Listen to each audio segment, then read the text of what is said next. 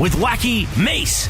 And Mace always gets excited on opening day. Plus, a big Lakers win last night in Chicago. We feel good back on the push to the playoffs.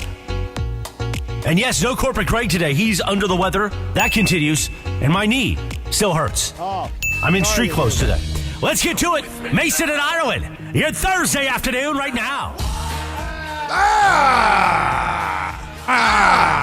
Good afternoon. Good afternoon to you. Good afternoon. Bunch? Oh, good afternoon. Yeah. Is that something new? Or? Yeah, do you know what good afternoon means? I mean, good afternoon. Did you see the movie Spirited? No, I have not. Good afternoon. Good afternoon, Bunch. It's a new one. Good afternoon. Good afternoon. Good afternoon. Good afternoon. Just let one fly and you'll be smiling pretty soon. Like this. Good afternoon. Good afternoon. You pop is off. Now, do you get it, Funch? I guess.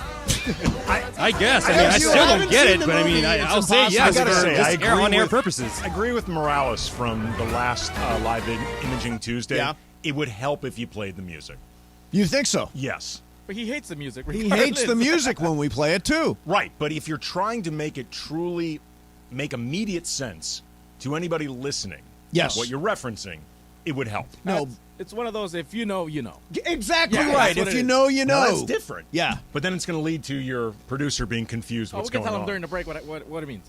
So one of the big questions today, before we get to the Lakers, is what's going to happen to the Blue Review with Bergman under the weather? What is happening with the Blue Review? I understand that he is legitimately sick. Yeah, that's my understanding, too. But you can't miss your third show ever on opening day. Opening day! It's opening week for the Blue Review, opening day for the team that you cover on the Blue Review.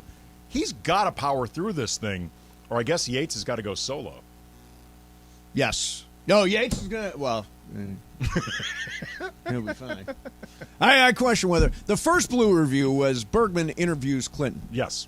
Now they've loosened up a little. By the way, Rotten Tomatoes now, 53%. Ooh, climbing up. Manola Dargis has written a really good review. So, yeah, so they're improving. So word of mouth is really good on it right now. Absolutely is. And you can watch it on our YouTube channel, ESPNLA. Are we on the YouTube today? Yes, we are. So you can watch the show happen live. It is magical on YouTube.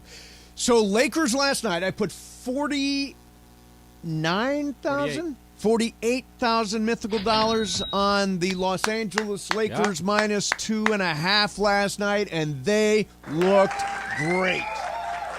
You know what other bet I got that's starting to look good? I had 25,000 mythical dollars on the Lakers getting out of the first round of the playoffs. That is looking good. I feel really good about It's that. looking after watching possible. them last night. Of course, they still have to get into the playoffs. Yeah, but I mean, aren't we?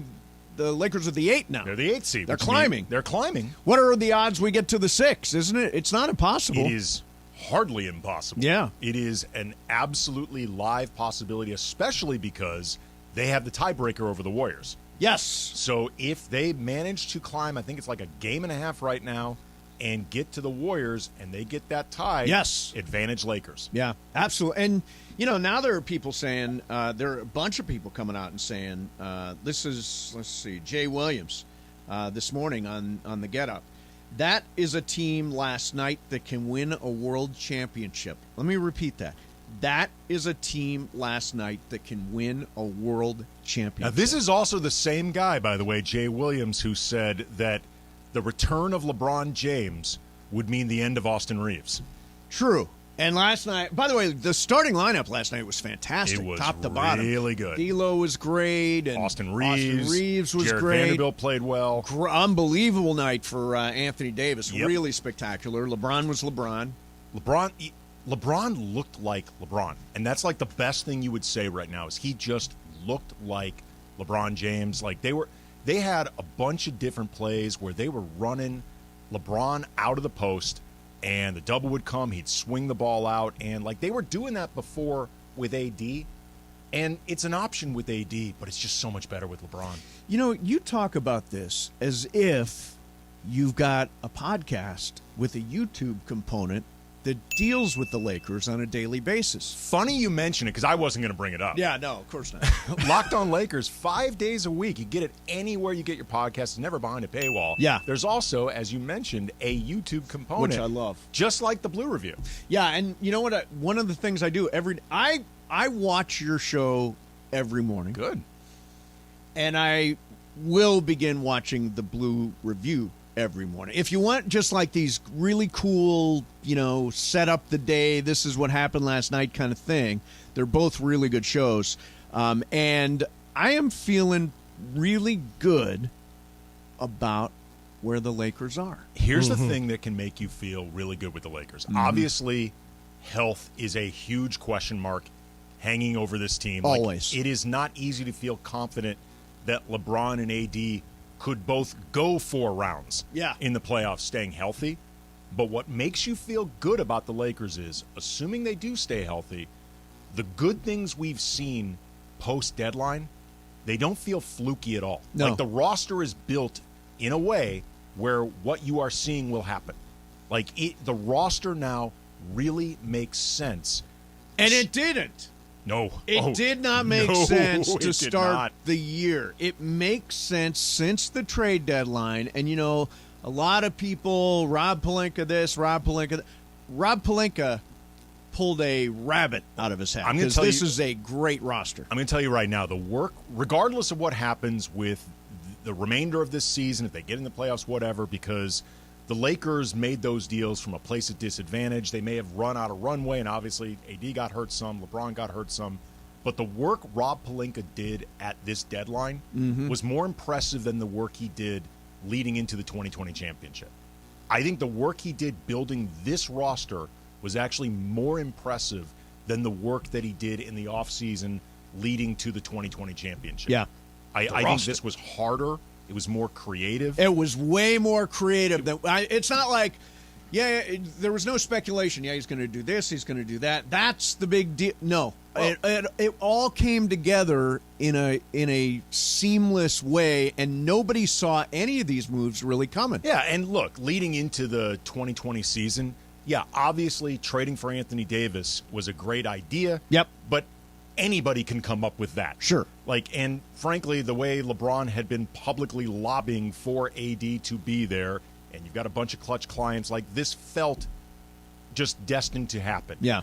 Danny Green was a great pickup, but the only reason they were in the position to get Danny Green is he was waiting around for Kawhi Leonard's free agency. Right, If Danny Green had played for any other team in Toronto, they don't have an opportunity. Dwight Howard worked out well. Yep. Wasn't their first choice. DeMarcus Cousins was the first choice. Then he got hurt. There were holdovers from the previous roster. It was good. Won championship. But this time around, Pelinka did amazing work. Yeah, he did incredible. Would you say, let's see, could he be the executive of the year? Here's what's going to get They don't like him. The other GMs don't like him because he used to be an agent, so he used to negotiate against everybody, and that's why he probably won't be executive of the year, despite the fact that it is this year deserved. Well, here's the problem also he's going to have. A, I think you're correct that he's not popular. Yeah. B, it's also undoing the bad work that he did. Right. There's an element of fixing his own mess. And the way he did it was really impressive, but it was still a mess that he created. Right. So how much credit do you give a guy for... Well, a setback... Oh, take this from Sean McVay. A setback... This was not a setback. is always a possible set up. I mean, if you want to say... I don't actually think McVay ever said that. I actually don't think that's an expression. What are you talking setback, about? What expression am I trying to get? A setback is a setup for a set up? No. A setback is a setup for... I mean, this feels like somebody Google this. I don't know what I'm trying saying. to say, like, chaos is a ladder? Like, what No, I'm not doing chaos. I'm going to do setup as a set... Somebody on Twitter, please help me. I'm stuck in this segment. Our internet's not working right now either. Is it not? I'm having trouble getting on the internet. Setup... Okay, just trust me. It's a good expression. And it means it was really not good, and it set him up to be really good. You know What who does your would... sense say? What's that? My sense is what? Oh, yeah, my sense. You know who actually, ironically, would know the expression that we're trying to come up with? Rob Pelinka. Yeah, absolutely. We should call Pelinka. He's great at expressions. He would know exactly what we're trying to say. Yeah, I mean, right from Mana from Heaven is where it all The Alchemist. began. The Alchemist, yeah. But, Have you read The Alchemist? now. I have never read The Alchemist. Okay, so it's interesting that you mentioned that. So it is one of the most significant books of my life. A lot of people say that. Paulo Coelho, The Alchemist. Jorge, the same, right? Yeah.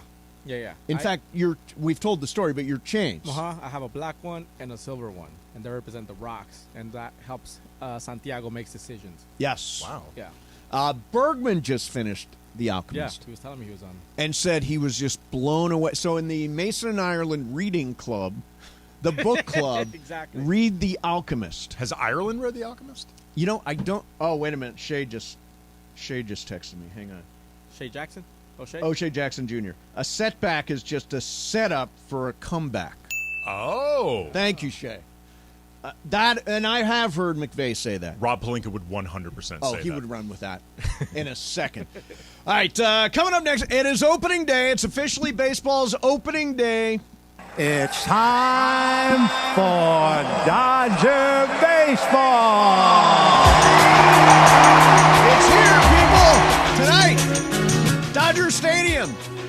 Julio Urias on the mound for the Dodgers versus the Arizona Diamondbacks. We're all over that for you. I got interesting stuff about the Dodgers coming up next.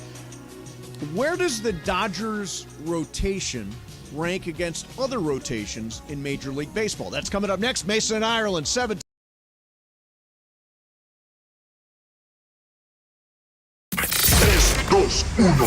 Last Saturday, just hours after landing at LAX from international duty, LAFC's Denny Bawanga hit the game winner off the bench. Denny Bawanga has broken the tie in the 84th minute. The Black and Gold remain undefeated in MLS play as they head into Colorado for a battle with the Rapids on Saturday night. LAFC pregame gets going Saturday at 6 p.m. on 710 ESPN and the ESPNLA app.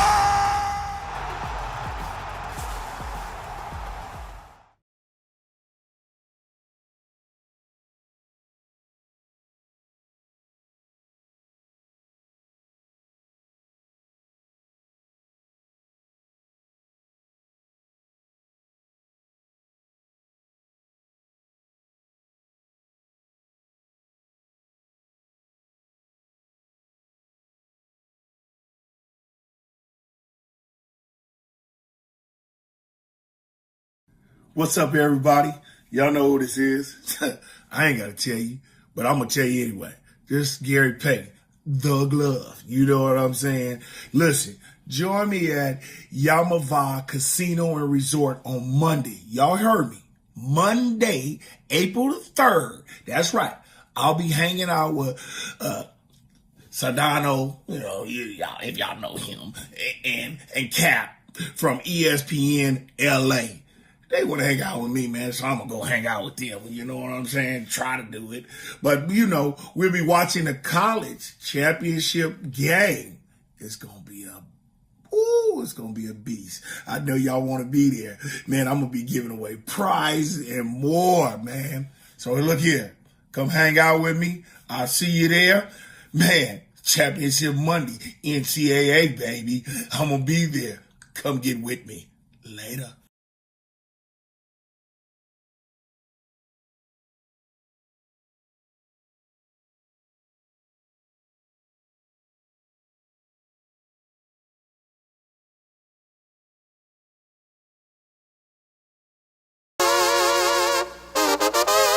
Yes, walk-up song. That's Julio's walk-up song, yeah. Julio's walk-up song. There you go. On the mound tonight, getting his first opening day start.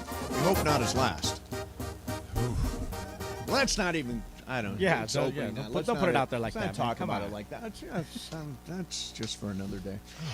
So, hey, Islands is here today, and I am a legit huge Islands fan. I was there. In fact, I took my brother there. I took him to In-N-Out Burger. I took him to Islands. Those are the two places I wanted him to experience. He had the big wave. We had the cheddar fries with the ranch dressing, which is literally one of my favorite things in the world. Cheddar fries dipped in ranch dressing. No, like that. What they have right now set up for us, and it's awesome that they did this, it is sensory overload. It really is. They provided so much for us.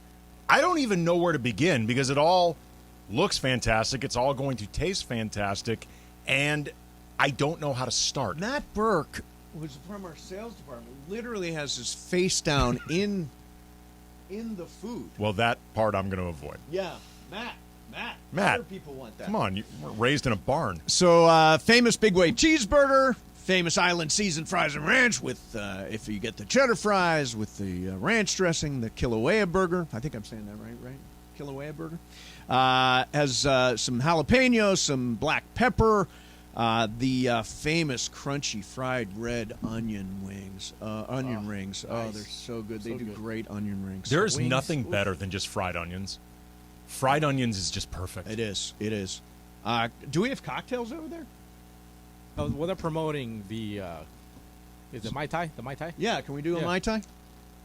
Deep Blue Sea? Can you do a No, Mai Tai? I cannot. I was going to say. I absolutely You know cannot. what? I bet if you did it this time with Mai Carlo brought it Tais. to the window for you. Right there, look. There it is. They're drinking Mai Tais. Hey, Burke, go easy on that food. There are other people in the building, man. There are other people in the building. My God, Matt Burke. Well, to be fair, he's 3 Mai Tais in. He's 3 Mai Tais in, and he's like 6'6". I know. So he's out of control. growing boy. All right. So anyway, there are 40 locations all over the place. Thank you to Islands. They're also the sponsor of our Papa Shot Madness contest, which I was eliminated from last week. Where do we stand in all that, Funch? Do you know? No, I don't. No. Jorge, Absolutely do you know? not. No, I don't. No, Carlo knows. nobody Well, I'll I know Travis and Slee were going up against each other, correct? And then the winner was going to take on Cap. Is that how this Cappy worked? beat me Right. in a very ugly 13-9 slugfest. Well, here's how things really went bad for you. One of your balls, I was watching this because Beto and I were doing the commentary. Yeah. One of your shots bounced off your rim and actually knocked one of his balls through the net. Made all the difference. Also, you did something I've never seen before in Papa Shot. Mm-hmm. You actually airballed. I airball? You airballed. You left a shot maybe a foot short. That I've never happens. seen that. It happens. I've never seen that either. I've never seen No, that. it happens all the time. It never happens. Well, with you? with everybody. A lot of airballs in Papa Shot. A lot. 877. Yeah, if you've had an airball in Papa Exactly. Shot. So, there's something else. Jason Momoa. What time's Jason Momoa coming on, Funch? He ain't coming on. I know. we made this big promo. I know. Jason Momoa, Aquaman, Fast and Furious 10, coming on the show. The guy from the GIF with the folding chair. Exactly. It's ready to watch the action. So one of the things I wanted to ask, I like Jason I'm going to Momoa. do this bit You anyway. guys didn't even say Aquaman. Yeah, I You did did? say Okay, that. That's okay. what I led with Aquaman. He's a Harley guy, too. He is Yeah, a Harley and guy. a heavy metal guy. Oh, yeah. So last night I was thinking, okay, what can we ask Jason Momoa that's going to be interesting and different? Because we were going to talk about LeBron and Father Time, and he's got a new vodka and all this kind of stuff. But I just remember seeing a clip of him auditioning for Game of Thrones. Have you ever heard that? No. Okay. So, audition for Did you watch Game of Thrones? No. Oh, I did not God. get into Game of Thrones. Have you seen White Lotus? I have some White Lotus. Yes. This is in the side. What about you, Funch? Game of Thrones? Love Game of Thrones. I watched it in 2 weeks. Did you Literally really? 2 weeks, yes. So thing? he played Khal Drogo, Yeah, which yeah. was the first 2 seasons. And when he walked in, his audition is on YouTube. When he walked into the audition, and I don't know what the directions were, this is what he actually did.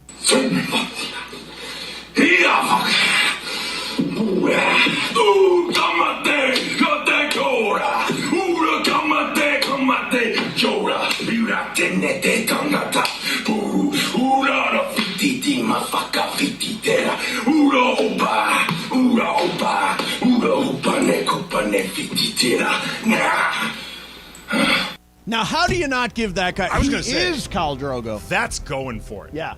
You're right. You've been in audition Yes. situations. It's like most people go small and subtle, and he went big and all in. I remember reading an interview with Danny DeVito. Yep. And he was talking about when he went in for his Taxi interview. You know, Right. he played Louis De Palma, the mean, grouchy dispatcher at the taxi Yes. place.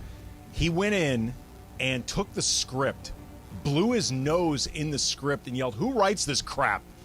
And they loved Really? him. Yeah, they loved him. He started to do the read and then just stopped, blew his nose, and yelled out, "Who writes this crap?" That's awesome. Yeah. Yeah. And it's perfect for Louis De Palma. Yes, it is. Yes, it And is. especially, too, for DeVito, who has to try to offset the fact that he's like 4'10" Yeah. to play this role.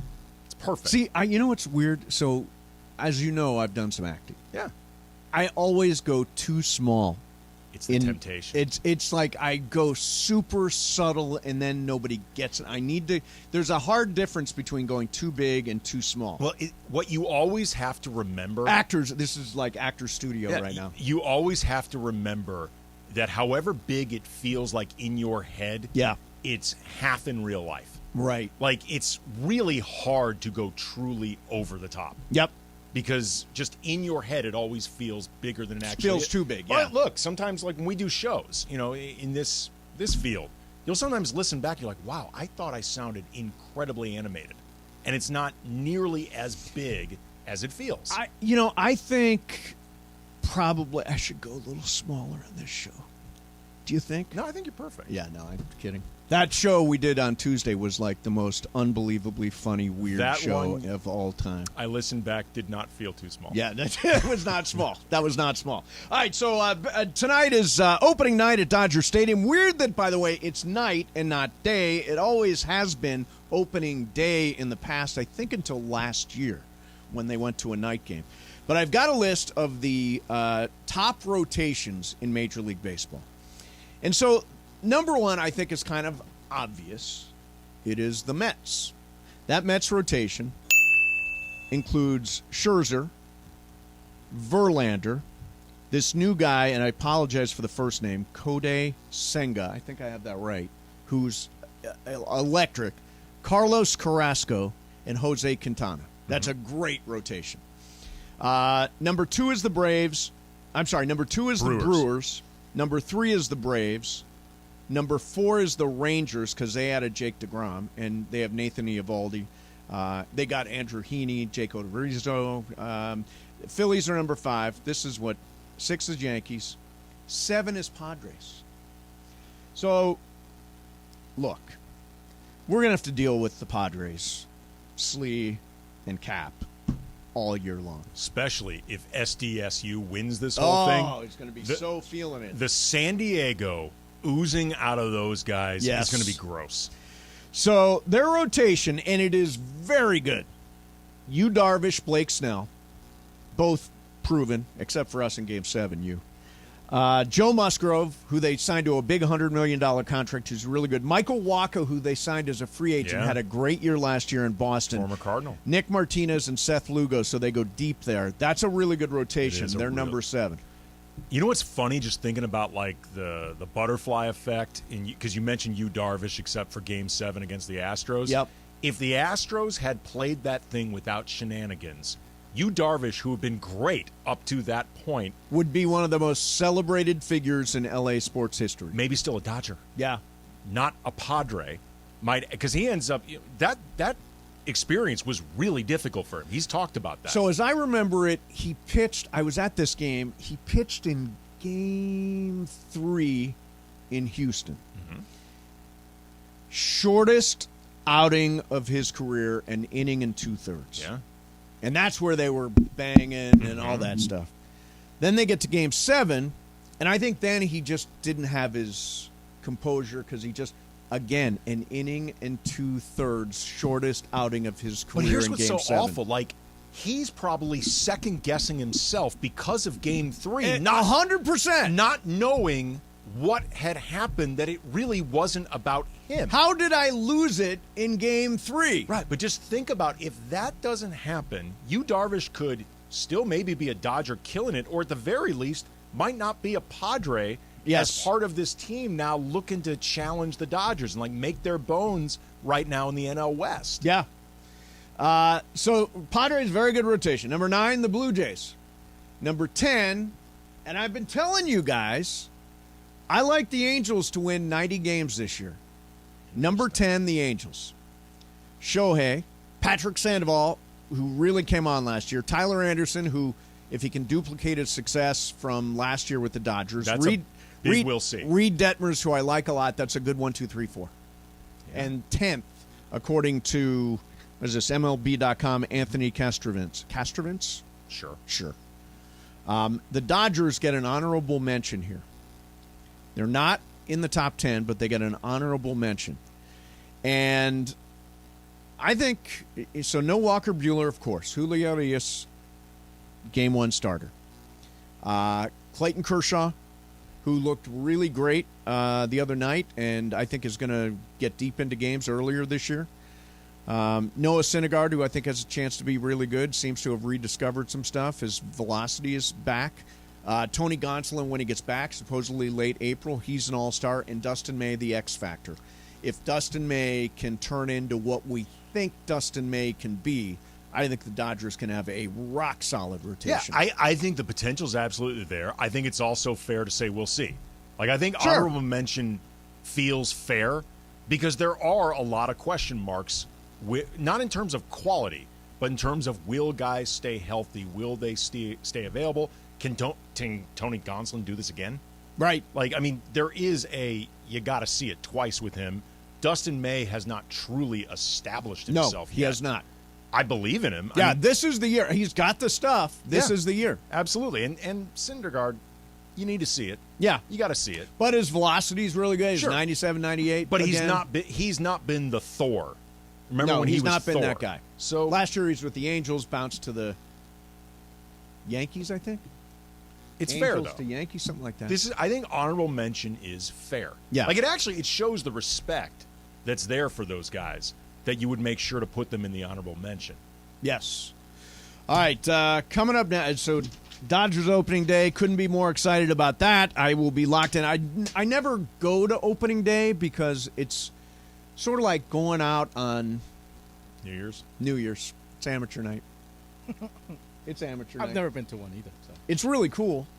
Back when we were at the old station, we were the Dodger station, and we broadcasted from the field the day of opening day, which was super cool. That was the first year Fox bought them before they actually ruined everything. Oh, God. Fox was a terrible ownership group. I remember actually people were initially excited by that. Oh, yeah, Fox is buying us. Oh, man, that was a disaster. Then they started running it like a, where are we in the black? Or we, exactly. All right, coming up next for you, wheel of questions. Interesting questions I put on the wheel for today. We will do that coming up next on Dodgers opening day. Mason and Ireland, Andy in for John, 7.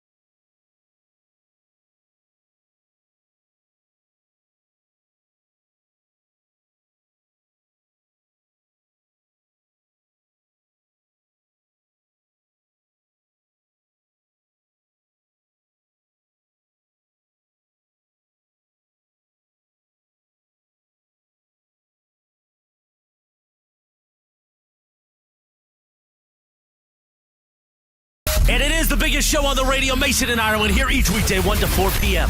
You know what it's time for? What is this? It's time for Wheel of Questions.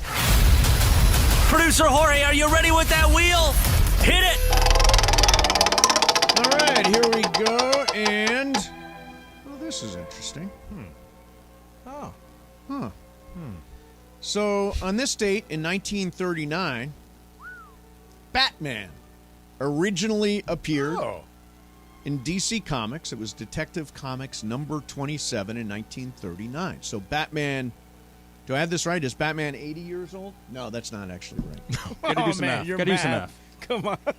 Do it, somebody. 80, Who's good at math? 80. Who's good at math? 84? 39, 49, 59, 69, 70, 86? Oh my God, what a bunch of idiots we are. Okay. Seriously. I've got it. I said 84. I've I got said 80 84. No, 84 is right. I'm the Batman. Okay, so because of that, the question is, who is your favorite superhero? My favorite superhero? Who is your favorite superhero? Batman. Oh, it is? Yeah. Why Batman over all the rest? Because I think Batman's the most interesting of all of them. Like, his backstory is the most interesting, and more importantly, his alter ego is most interesting. I'm Batman. Like, when you debate who is the best Batman Yeah. among, like, Michael Keaton or Christian Bale, Val Kilmer. It's Christian Bale. George Clooney. You better say his name. Oh, No, George it's- Clooney. I was going to try to leave him out of it. He will tell Adam you West. He will tell you. It was Better say his awful. name. he will tell you he's the worst. Yeah. But Worst thing about that one, Batman had nipples. Yeah, I remember nipples. that. That was the worst thing in the world. but what you're He was actually cold. Extremely cold. Come on. Well, Mr. Freeze was in the movie too, That right? is true. Yeah, that's right. Freeze Arnold was in it. Schwarzenegger. Come Sure. on. well, except there was also nipples, and I believe in the next one too. Correct. But what you're really debating when you're debating who's the best Batman, you're debating who's the best Bruce Wayne. Yeah. That's really who you're debating. Val Kilmer. No, Michael Keaton. He had the look. Christian Bale. Michael Keaton. Christian Bale. No. Yes. All right. Jorge? Funch, favorite superhero? Bale. Favorite superhero? I would have to say Iron Man because Robert Downey Jr. just made it. He's great. Just He's really fantastic. You know, Matthew Berry's on the Culture Pop podcast. I did the interview this morning, and I asked him that question because he's in the MCU. cool. Yeah, I saw him. He plays an agent of S.H.I.E.L.D., and he's in a scene. I believe with- he's in Endgame. He's in Endgame. Endgame, yeah. Yes. He's also in a fantasy league with a bunch of those guys. Yeah, he is. But he says Downey was like so cool to be around. That's his favorite. He says Downey was like the greatest guy in the He world. is such a good actor. And then he got so lucky because of the Tesseract. Loki took the Tesseract. Yes. Yeah. And you know what I'm talking about. Yeah, I'm talking about. Yeah. I was just watching it the other He day. took the Tesseract and he disappeared. And then when the Loki series starts, Matthew Berry is in that too because I forgot about that. Yeah, he's in the beginning of Loki because of the Tesseract. It's crazy, but when they made Iron Man, Jon Favreau had to lobby hard for Downey. Like he I was thought you were going to say for Matthew Berry. No, for Matthew Berry. He's like, it's either Matthew Berry or I'm walking off this Or project. I'm outta here. Yeah, but like Downey was, coming off all the drug issues and he was That's right. uninsurable. Yeah. Like it was a big deal putting him in as Iron Man. Like they're kind of lucky that Iron Man was considered more minor Marvel character. Right. Like if you were casting, I know it's a different universe, but like Superman, Right. there's no way they're agreeing to Downey. You're not going to be able to get Downey at that time. Right, For right. Superman. And then it kicked off the whole thing. So we got a Batman, we got an Iron Man. Jorge, Okay, so this one, I'm gonna go with Flash. there's Flash. a movie coming out. Yeah, I'm gonna go with Flash. What? Because? They used to call me that when I played soccer. Like my homies, like the whole team was like the Flash, and then they got me a shirt, so I would wear it on Sundays. It was our thing. Nice. So I started. Oh, they're calling me the Flash because I was, speed, whatever. And then I started, looking into it. I was like, okay, this guy's actually pretty cool. Yeah. Not too bad. Yeah, It's quick. Flash. You know who is? Ran a good 40. Exactly. 5'5". I did 5'5". You know who's a He ran it in 0.5. Exactly. big time Flash guy in real life, like obsessed with the Flash? Ezra Hey, Miller? Martinez. Not well, maybe not for long. Hey, Martinez. A. Martinez. Is that right? Oh, He is big time. obsessed with the Flash. Really? And also Yes. Hello Kitty too. Really? That sounds Hello about right. Kitty and the Flash. Yeah. A. Martinez of PBS fame. Not PBS, NPR yeah. fame. Yeah. Yeah, he had his cubicle or office full of Yes. Flash stuff everywhere. Everywhere. Comics, figurines, everything Flash. So mine is Batman, but I'll say something different just so I say something different. Big shout out to Silver Surfer. I always thought Silver Surfer was really cool. He would surf through the sky. He was all, I mean, literally, it's self-described. He was all silver, and he was a surfer. They had the big Silver Surfer debate. Remember in Crimson Tide? No. There is a scene in Crimson Tide where they're on the submarine and the tension's building, and two, I don't know if you call them soldiers or whatever they're called in a submarine, they end up getting in this fist fight, and Denzel has to break it up. And it turns out one of them was saying that some version of Silver Surfer was better than the other version of Silver Surfer, and that was dialogue that I believe was punched up by Quentin Tarantino. I'm not sure that Silver Surfer says anything. I'm not sure that he's a talky guy. Anybody know? I think he is, but is he? Yeah. Did you guys see the Fantastic Four a while ago? I did when see they had it, Lawrence Fishburne playing. Who played Silver Surfer? Lawrence Fishburne. Lawrence Fishburne played Silver Surfer? Yeah, it was his voice. It was his voice. Oh, his voice. Yeah. Okay, because I remember Michael Chiklis played the Thing. Jessica Alba. It was in that one. Yeah. Yes. That was just flat out bad. What was it worse, was. the X-Men or that one? I like there have been a lot of X-Men, but I thought the early X-Men were really good. Yeah, very good. But then they sort of devolved, and I do like Wolverine. Wolverine's a great character. Wolverine's a great character. Hugh Jackman is awesome. He's coming back. Yes, coming back for Deadpool. Yeah, for Oh, Deadpool. wait, Deadpool? Isn't what? Do you age out of Wolverine at some point? He's been really good at it for a long been time. He's really the good best. at He's it. the best. Technology like the Irishman for De Niro to make Oh, him true. young? Like Yeah. the Irishman. They're gonna make him Make look Joe young. Pesci look like he's 20. Exactly. God, the worst part of The Irishman, do you like the point we realize this just doesn't work? Yeah. 3.5 hours? Well, there's that. But the de-aged De Niro is supposed to be kicking some guy outside like a bodega. Right. And you can see De Niro's leg can barely move. He just can't kick this Outside the guy meat at market all. or whatever it was. Yes. And De Niro's trying So the hard. face is there, Yeah, young, the but the kicking is Yeah, really oh, old. You can't de-age legs, apparently. Yeah. You blew it! You blew it! So Well done. we had this conversation before the show about the fact you think I think The Dark Knight is the greatest superhero movie ever made. Christopher Nolan and Heath Ledger's performance, and it's got, to me, the ultimate Batman. I'm Batman. That is Christian Bale. That's kind of all of them, though. No, I think they all say. No. Michael Keaton is more casual. I'm Batman. That's Michael Keaton. That's Keaton. Actually, that was Bale. Wait, what? No, was that? I'm Batman. Are you sure that wasn't Keaton? It says Christian Bale on the cut. Like I said, that's Christian Bale. Mm-hmm. So the Joker is this character that people have had so much. I mean, Joaquin Phoenix won the Oscar for the Joker. Heath Ledger won the Oscar for the Joker. Why so serious? There's Heath Ledger. And Jack Nicholson was nominated for Best Supporting Actor for playing the Joker. It's just a really great role. It's a great character that even like if you go back to the sillier versions of like Cesar Romero, Yes. like people remember the Joker. Mark Hamill did the Mark animated Hamill version. in the animated version is Even- great. Is it true that he refused to shave his mustache? Cesar Romero? I don't know. I think that's a fact. Like, he refused to shave off his mustache. That's why you see a mustache through his costume. If you are a Cesar Romero expert, give us a call. From your old age home. That is literally from like 1965. I hang out with Michael Thompson all the time, man. Yeah, MT might know. He knows his Cesar Romero. But I mean, it's been a great villain, just like across different presentations. I mean, Yes. he's such a twisted character. There's no such thing as too big. Yep. Like there's no such thing. Like as an actor, I mean, Jared Leto did his. Jared Leto Suicide did one, Squad. yeah. That one may have pushed the limits. Yeah, of that did. What you can that do. did. It might have. Let's go! Let's go! Batter up! Batter up! We're taking the afternoon off! That's Bergman. It's a Taking the afternoon off. ball So tonight is opening night, and there is a Dodgers fan who is a friend of ours who also has won a bunch of awards. Brian Cranston's going to join us Nice. coming up next.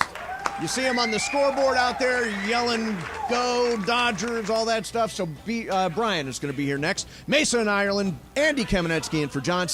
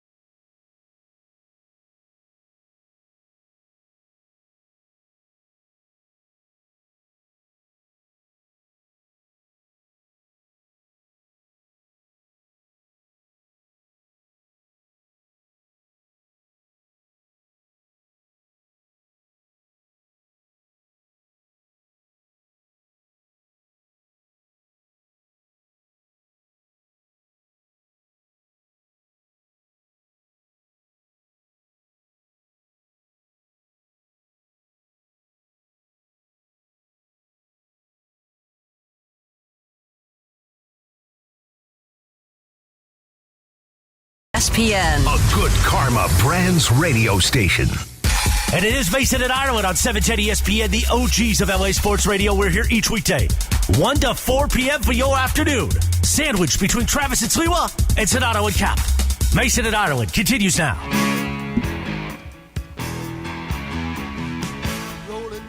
They'll play that tonight at about, this is 2 hours, 9 o'clock. A little earlier this year than in the past. No, 9 is too early. It's not going to be an hour and a half. 9:30. Yeah, 9:30. We'll go 9:30. 9:45. 50. 10. 10. 10:15. 9:55. 9:58. Yeah. Let's call our shot. Yep, it's here. Baseball opening night. For me, the best beginning of any sport. Yeah. I mean, opening night in the NBA is cool. Opening night in the NFL, like, for example, after the Rams won the Super Bowl and they played Buffalo on that Thursday night at SoFi, that was cool. But baseball opening night is a different thing altogether because of the regalia and, as Travis pointed out, the bunting. They bring out the bunting. Okay, you going to lay down any mythical money? Which Dodger lays down a bunt tonight? Lays down a bunt? Because remember, it happens tonight, then it doesn't happen again until the playoffs. So some Dodger, according to Travis, is going to bunt tonight. Who lays down a bunt? I don't know. Let's ask our next guest. Our first guest. Our next guest. I turned into Jimmy Fallon there for a second. Hey, Brian Cranston, what's going on, man? Hey, boys. How's it going in there? Good. Andy Kamenetsky is here for John, so we've got the, he's ACAM. He's great. Brian Cranston is a friend of the podcast, at least a couple times.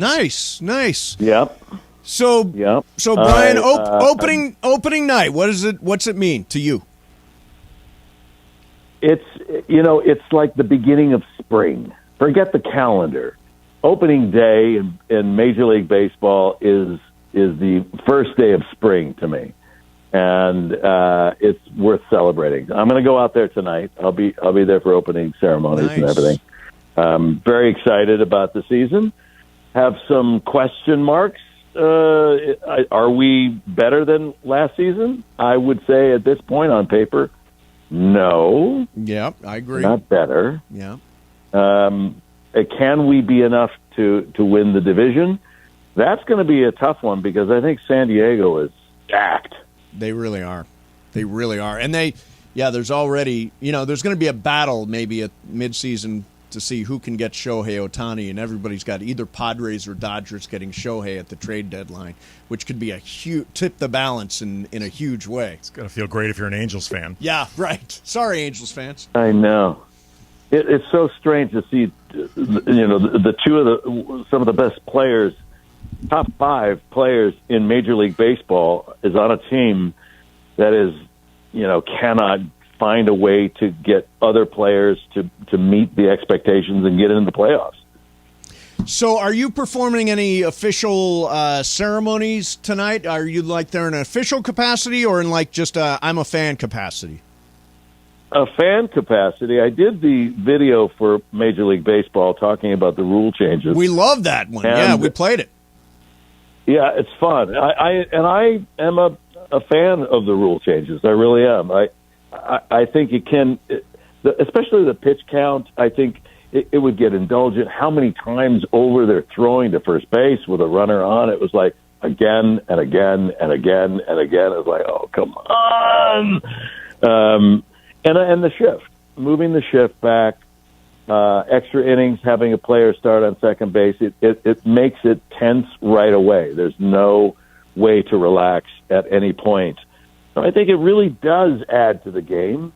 And over the course of 100 and whatever years, baseball has always done that. They've always gone and amended their rules and changed and updated and adjusted to keep up with the fans, what they want. That's interesting that you say that because you're totally right. Why do you think then, because you're somebody who's been a baseball fan for a long time, why do you think there can be that resistance to change in baseball when, as you're talking about. This stuff always happens. It always does, and most people are resistant to change because it's foreign to them. They don't know. We're afraid of things that we don't know of. When in the 60s, when Ralph Nader was a proponent of getting seatbelts in the cars, right, and having everybody wear the seatbelts. Oh, we don't know. Come on. No, I don't want anybody telling us what to do.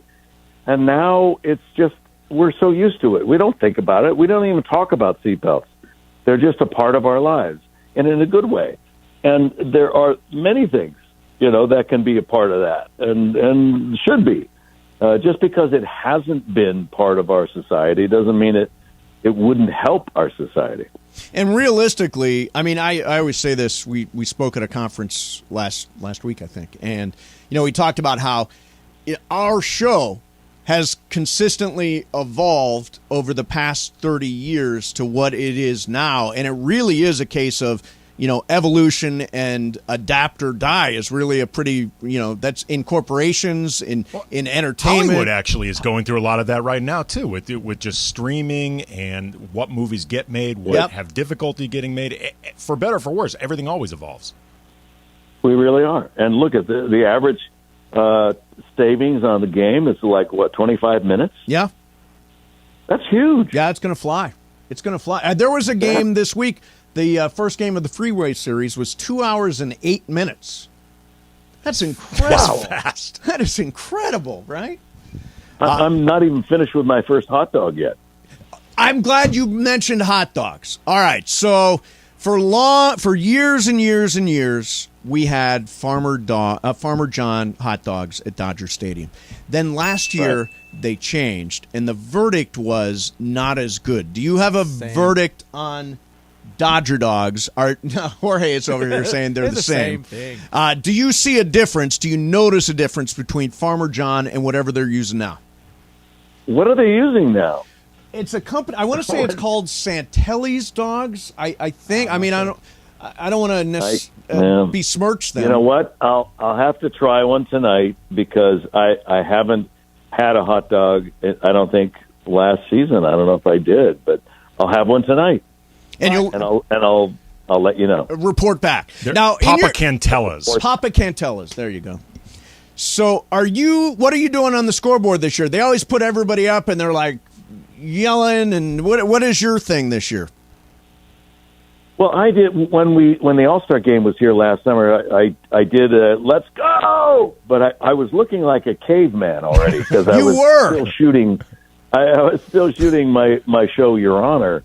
And I had a massive beard and hair was wild. I looked like a feral lion being put out to pasture, like an old lion that was past its usefulness. Now, have you gotten I don't know. I thought maybe that would grow on you and you would keep the crazy beard and the crazy hair. Have you gotten rid of all that? It grew on me, all right. It grew on me. That's how it came. You got to be thinking about. That's how beards work, Mason. Yes, no, they do grow on you. You're absolutely right. You got to be thinking about too, Brian, with your Let's Go. What other actors and celebrities are going to be at the stadium because you guys are in competition. Like Danny Trejo's probably going to be there. Sure. Jason Bateman's probably going to be there. Like you gotta make your moment count on the jumbotron. Yeah, yeah. Well, you do, and they'll probably capture me. Right in the middle of that hot dog eating contest that there you go. Be conducting, and I'm having my mouth full and mustard slapped across my stash. That's not going to be good. Now, do they cue you up? Do they let you know when you're going to be on the big board, or is it just a sneak attack? They usually do because there's a camera. Again, you're teaching me today, Brian. Thank you. Yeah, beards grow on faces. Putting two and two together, and you go, "There's a cameraman pointing a camera at me." Boy, this experience you have on sets, Brian, must be really useful for a moment like this. I'm learning so much. Wow, this is what the camera does. Sometimes they do use those extremely long lenses. Going across the park, so you don't know when you're on camera all the time. Right. So, what are you? I know you're on Showtime, and we've been following along. Great second season. Is there going to be a season 3? I don't know.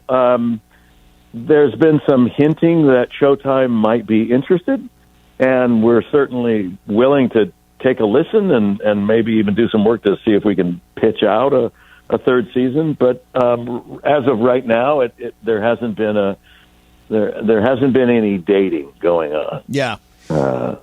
So I always say, Brian, I need to get back on the boards, right? I need to get back on the boards. It's been a few years. When are you going to get back on the boards? It could be as early as next year. By the way, last year I did a play at the Geffen Theater. We saw it, John yeah. Ireland came. You came. Yep. So that was last year. And so I try to do a play once every couple of years because it's so much harder than doing a television series or doing a movie. You have so much more time off during the process. But when you're doing a play, every performance is a gut punch. You have to rise to that occasion each and every time. And you do 8 shows a week. And it's tiring, but it is also fun. There's an addiction to it. Yeah. I just saw a trailer for a movie you've got coming out, Asteroid City. Oh, the Wes Anderson Wes movie. Anderson. When I say everybody is in this movie, everybody is in this movie. This cast is insane. Brian Cranston, Tom Hanks, Margot Robbie, ScoJo, Adrian Brody, Steve Carell, Willem Dafoe, Jeff Goldblum, Edward Norton, Maya Hawke, Tilda Swinton, Matt Dillon. This is me, by the way, skipping. Amazing. Yeah, I'm skipping around. You're skipping, yeah. That is insane. Yeah, it's a lot. And we all do it because we love Wes Anderson. His films are quirky and interesting and always an eye-opener for you. And Asteroid City, which comes out in June, is really a cool story, and it was a fun group. And for the actors, we shot that in Spain. And for us, it was so much fun. Every night, we were all staying at the same hotel, and every single night, there was this long rectangular table, and all the actors sat there with Wes and all the department heads, and we drank wine, and we sang songs, and we talked about the work, and it was in a way that we were insulated because no one else from the outside was allowed in. There were no press. There was no anything. So you could be free. You can say things, or the women didn't have to wear makeup all the time. And it was really great. And Wes Anderson creates that environment to where we just love him, and you just can't wait to do whatever you can for him. And it's great to be part of his group now. Did you get to hang with Tilda? Hanging with Tilda? Hanging with Tilda. She's a trip. She is so remarkable. She's amazing.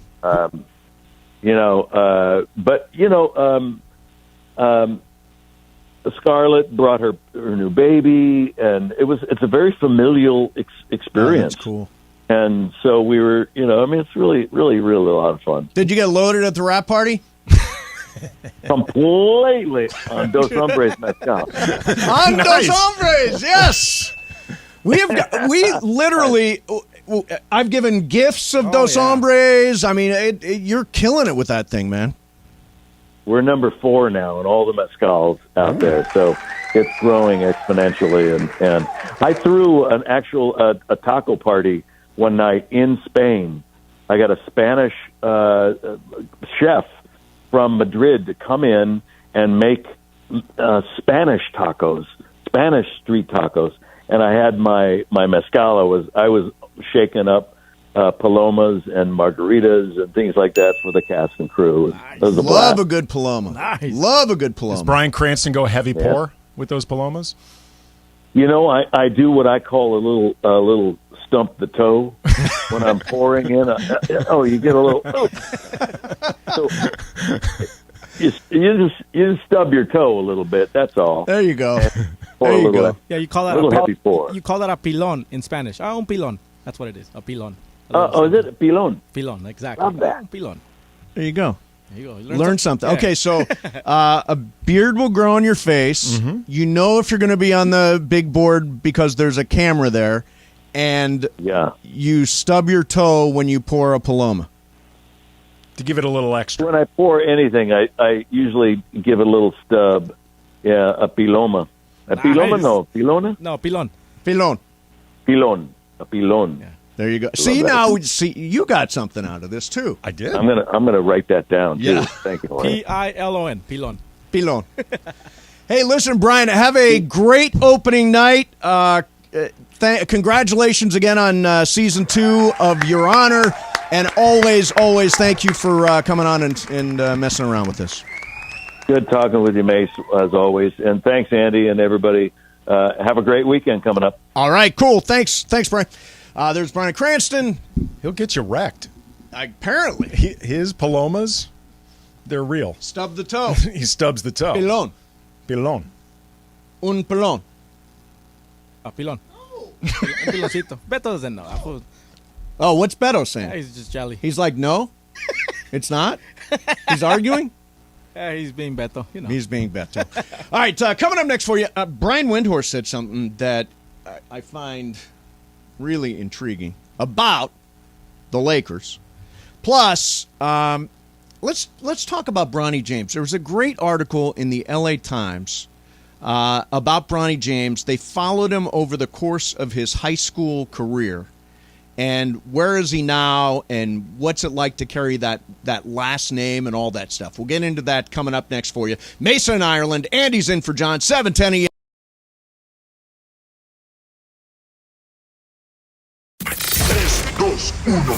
Last Saturday, just hours after landing at LAX from international duty, LAFC's Denis Bouanga hit the game winner off the bench. Denis Bouanga has broken the tie in the 84th minute. The Black and Gold remain undefeated in MLS play as they head into Colorado for a battle with the Rapids on Saturday night. LAFC pregame gets going Saturday at 6 p.m. on 710 ESPN and the ESPNLA app.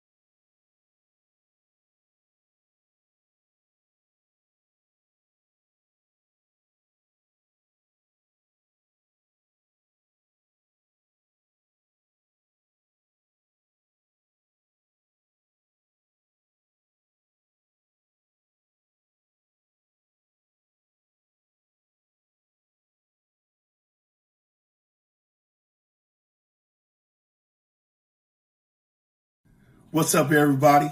Y'all know who this is. I ain't got to tell you, but I'm going to tell you anyway. This is Gary Payton, the glove. You know what I'm saying? Listen, join me at Yamava Casino and Resort on Monday. Y'all heard me. Monday, April the 3rd. That's right. I'll be hanging out with Sedano, you know, if y'all know him, and Cap from ESPNLA. They want to hang out with me, man, so I'm going to go hang out with them. You know what I'm saying? Try to do it. But, you know, we'll be watching the college championship game. It's going to be it's going to be a beast. I know y'all want to be there. Man, I'm going to be giving away prizes and more, man. So look here. Come hang out with me. I'll see you there. Man, championship Monday, NCAA, baby. I'm going to be there. Come get with me. Later.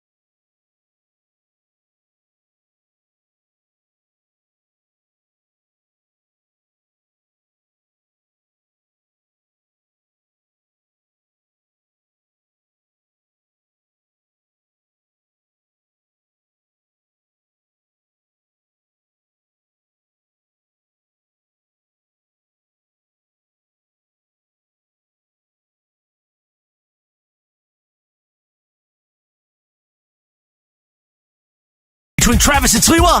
It's Donato and Cap. Mason and Ireland continues now.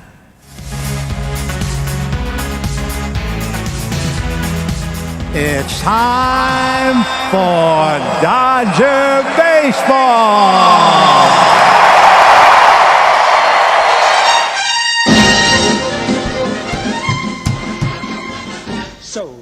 This is from Michael Thompson's Boyhood. Danny K. Look, Beto's walking out in disgust. This is a classic. One of the many great Dodger songs. In Michael's mind, music never got better than this very moment. This was it. This was the big hit of his day. So Bergman's out today. By the way, not missing a trick, Funch is doing an unbelievable job producing, as always. Thank you. We've learned this We had week. all the mythical money back here on that Bergman was going to show up today for opening day. For opening day, yeah. We've learned this week, the producers at this station, we've got depth. They're really good. We've got depth. Emily yesterday was seamless. She was excellent. Funch, excellent. Thank if you. anything ever happens to Bergman, we are totally fine. Not that we want something to happen to Bergman. Just saying you're not worried about anything not happening worried to Bergman. if something were to happen. Right. It's like, to Bergman. So Lakers last night looked fantastic. The Lakers really beat up Chicago. Mm-hmm. And the starting lineup, I mean, Anthony Davis was, we were complaining that he only took, 8 shots, I think, the first time against Chicago on Sunday. Last night he was absolutely dominant. LeBron looked like LeBron. I think he had like 25 points, a bunch of assists. Austin Reeves, great. D'Lo was great last night. I mean, this team, again, staying healthy, this team, I think, can compete deep into the playoffs. If this team can get into the playoffs, because it's still an if, it's still whether or not they solidify the play-in, whether or not they actually get to the playoff, top 6, whatever. Yep. If they manage to get in there, I think they can play with anybody. Yeah. Because they've beaten Denver this year. They've beaten Memphis this year. They've beaten Golden State. They've had Golden State's number all year. They went down to the wire with Boston. Yeah. Twice. And especially, too, like Philly, down to the wire. You didn't win those games, but they were right there. You have to forget everything that happened pre-deadline because that team doesn't exist anymore. Yeah. Like, if you want to say you don't believe that AD and LeBron can go multiple rounds in the playoffs staying healthy, that's a reasonable concern. Sure. If you want to have concerns about D'Angelo Russell and his health because he's missed a fair amount of games since they traded for him, that's a legitimate concern. If you want to say, I don't think they have enough time to gel the way a team like Denver or Memphis or the Clippers that have been together for a while, that's legit. But this roster is a legitimate roster, and it's different than the pre-trade deadline roster. They're totally different Completely teams. different. Here's what Brian Windhorst said this morning. I think this was on the Get Up with Mike Greenberg. Durant, LeBron, Curry, and the rest of those Warriors, they smell something. They smell weakness in the Western Conference. Don't confuse all this stuff together for strength. It is a weak conference. Now, I'm saying that here in March. If we get to May and Jokic and the Nuggets and Ja and the Grizzlies are standing there in the conference finals, they can give the middle finger to all those teams who feel that way. But right now, those teams smell weakness. And Durant's coming back. LeBron's coming back. LeBron's coming back on a bad foot. LeBron smells blood in the water. He does. He should. I mean, he should, because there's been no team that looks definitively better in the West than anybody else. Yeah, I mean, the East is just a better conference than the West is right now. Because I look at Denver, and look, Denver, they're having a great year. I love Jokic, but the reality is Denver does not play much defense.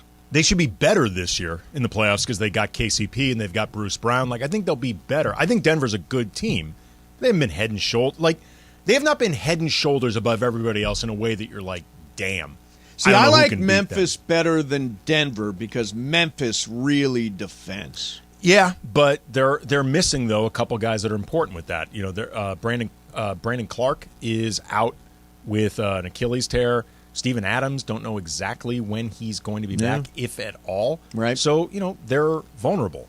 But wide open conference. It is completely wide open. And, by the way, last night won 48-30 $1,000 mythical dollars on the Lakers minus 2.5, and it was easy. It was, as John Ireland would say about Toyota, it's easy. Wait, you're saying it was easy making that money? Yeah, easy. Then how come you always bet 2,000? See, that's why you got to bet big. You made 48 yesterday because I told you bet half of your money. You went with what I told you this time.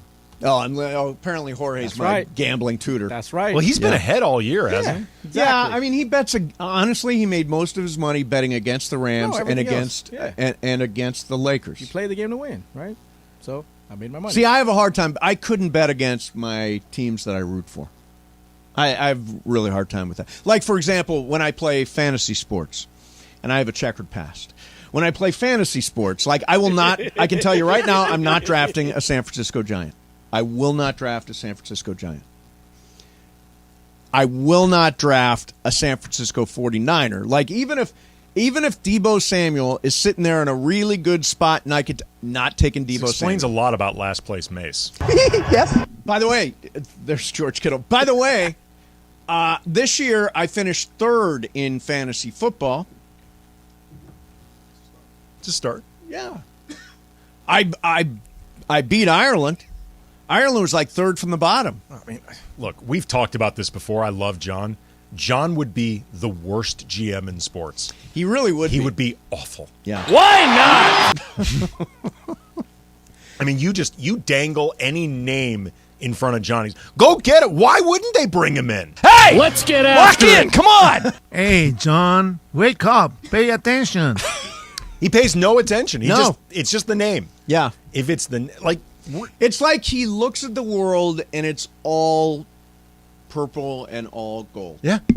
Any name that is even remotely available that you've heard of, even if they're 7 years past their prime, Ireland, why not trade for him? Right now, caller number 7 wins a pair of those tickets. Excuse me, 877-710-ESPN. Mason and Ireland, ESPNLA. See, now to me, that speaks to John Ireland's determination. I agree. And don't call people. That was an old. Oh audio. Yeah, no, don't call, please. Please do not call. No, please don't call. No, that was just John an old powering thing. through. Yeah, no, that was John. Like he's a grinder. Oh, he's a gamer. Yeah, he is a grinder. All right, coming up next, I want to do the Bronny James conversation. Great article in the LA Times about Bronny James. They followed him through his entire, I think through his entire career. They said they followed him through 21 games over the course of his high school career. Get into a little bit of that coming up next. Then we got What's Up, Fool? Mason and Ireland. Opening day for the Dodgers, 710 ESPN.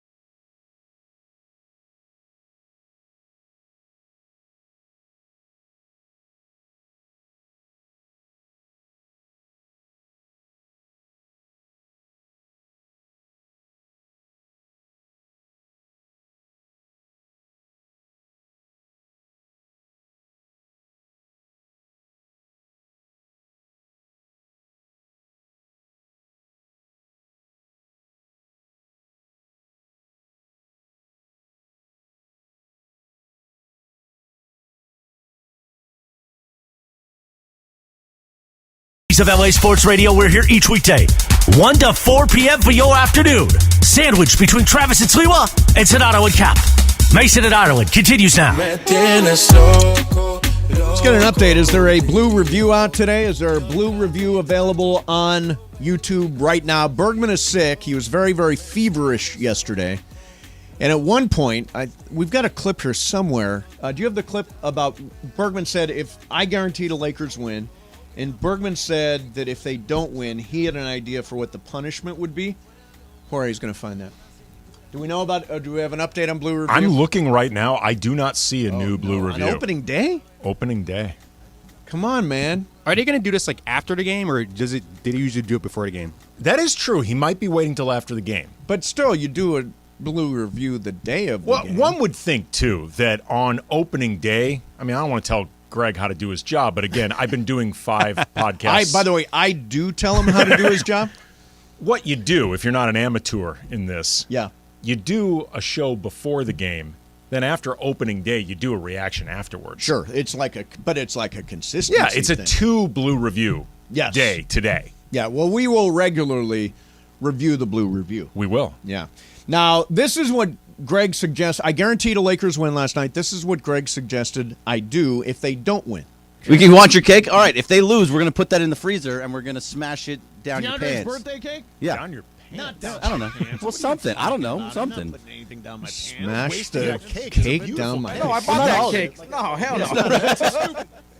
Okay, a lot of things with that. Yeah. First of all, it's DeAndre's cake. Yeah, it's not even our cake to smash down anybody's pants. You're punishing DeAndre at that point. That was a lovely cake for his birthday. It was very nice. DeAndre Hawkins celebrated his 25th birthday yesterday, yeah. Secondly, it's an ice cream cake. Correct. There's no reason to put that in the fridge. No, the it's fridge, already cold. It's going to be it'll melt in the fridge instead of you put it in the freezer. He was clearly feverish and hallucinating yesterday. Hallucinating. That was one of his worst ideas ever. But regardless, there will be no cake down anybody's pants today. No. No other show can make that guarantee. We're not making any promises on behalf of Kaplan. No, right. Kaplan could go for it. I mean, Kaplan just calls that a Thursday. Yes, he does. So, Bronny James, I cannot imagine the pressure on Bronny James. There was a great article in the LA Times by a writer who I have never heard of named Luca Evans. And Luca followed Bronny James throughout his high school career. And if we're going to hit the highlights of this thing, but if you haven't read it, it's really worth reading. One of the things that jumped out at me was Michael Jordan's quote. They pulled Michael Jordan's quote from his Hall of Fame speech. That heartwarming event? That heartwarming event. He said to his kids, I think you guys have a heavy burden. I wouldn't want to be you guys if I had to because of all the expectations that you have to deal with. How hard it must be to carry that last name.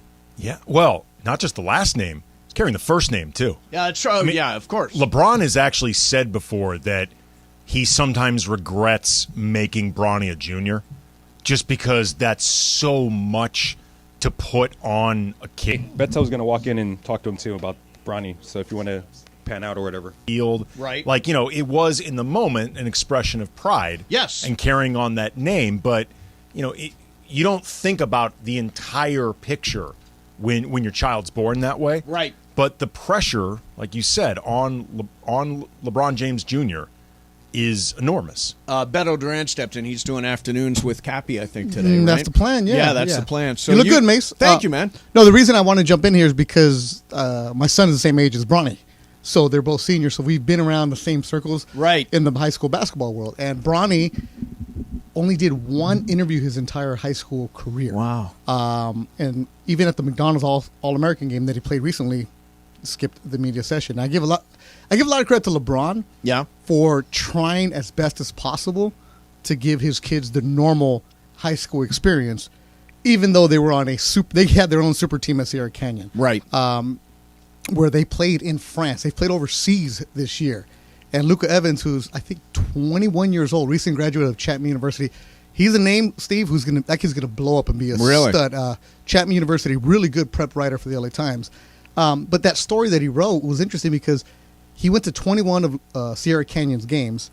Didn't have any access to them because Sierra Canyon in Chatsworth, they do their own media day. They have their own media setup. They play national games because you have LeBron James' son out there. They also have stud kids all over They had Dwayne Wade's kid too, correct? A couple years ago, they had Dwayne Wade kid. They had Scottie Pippen's kid a couple years ago. They had Kenyon Martin's kid a couple years ago. So you're going there because you're one of the studs. Like the best player that they got there is, I believe, going to USC. He was a kid from Georgia, stuff like that. Anyways, but Bronny, there's a lot of pressure on him because of the name. Yeah.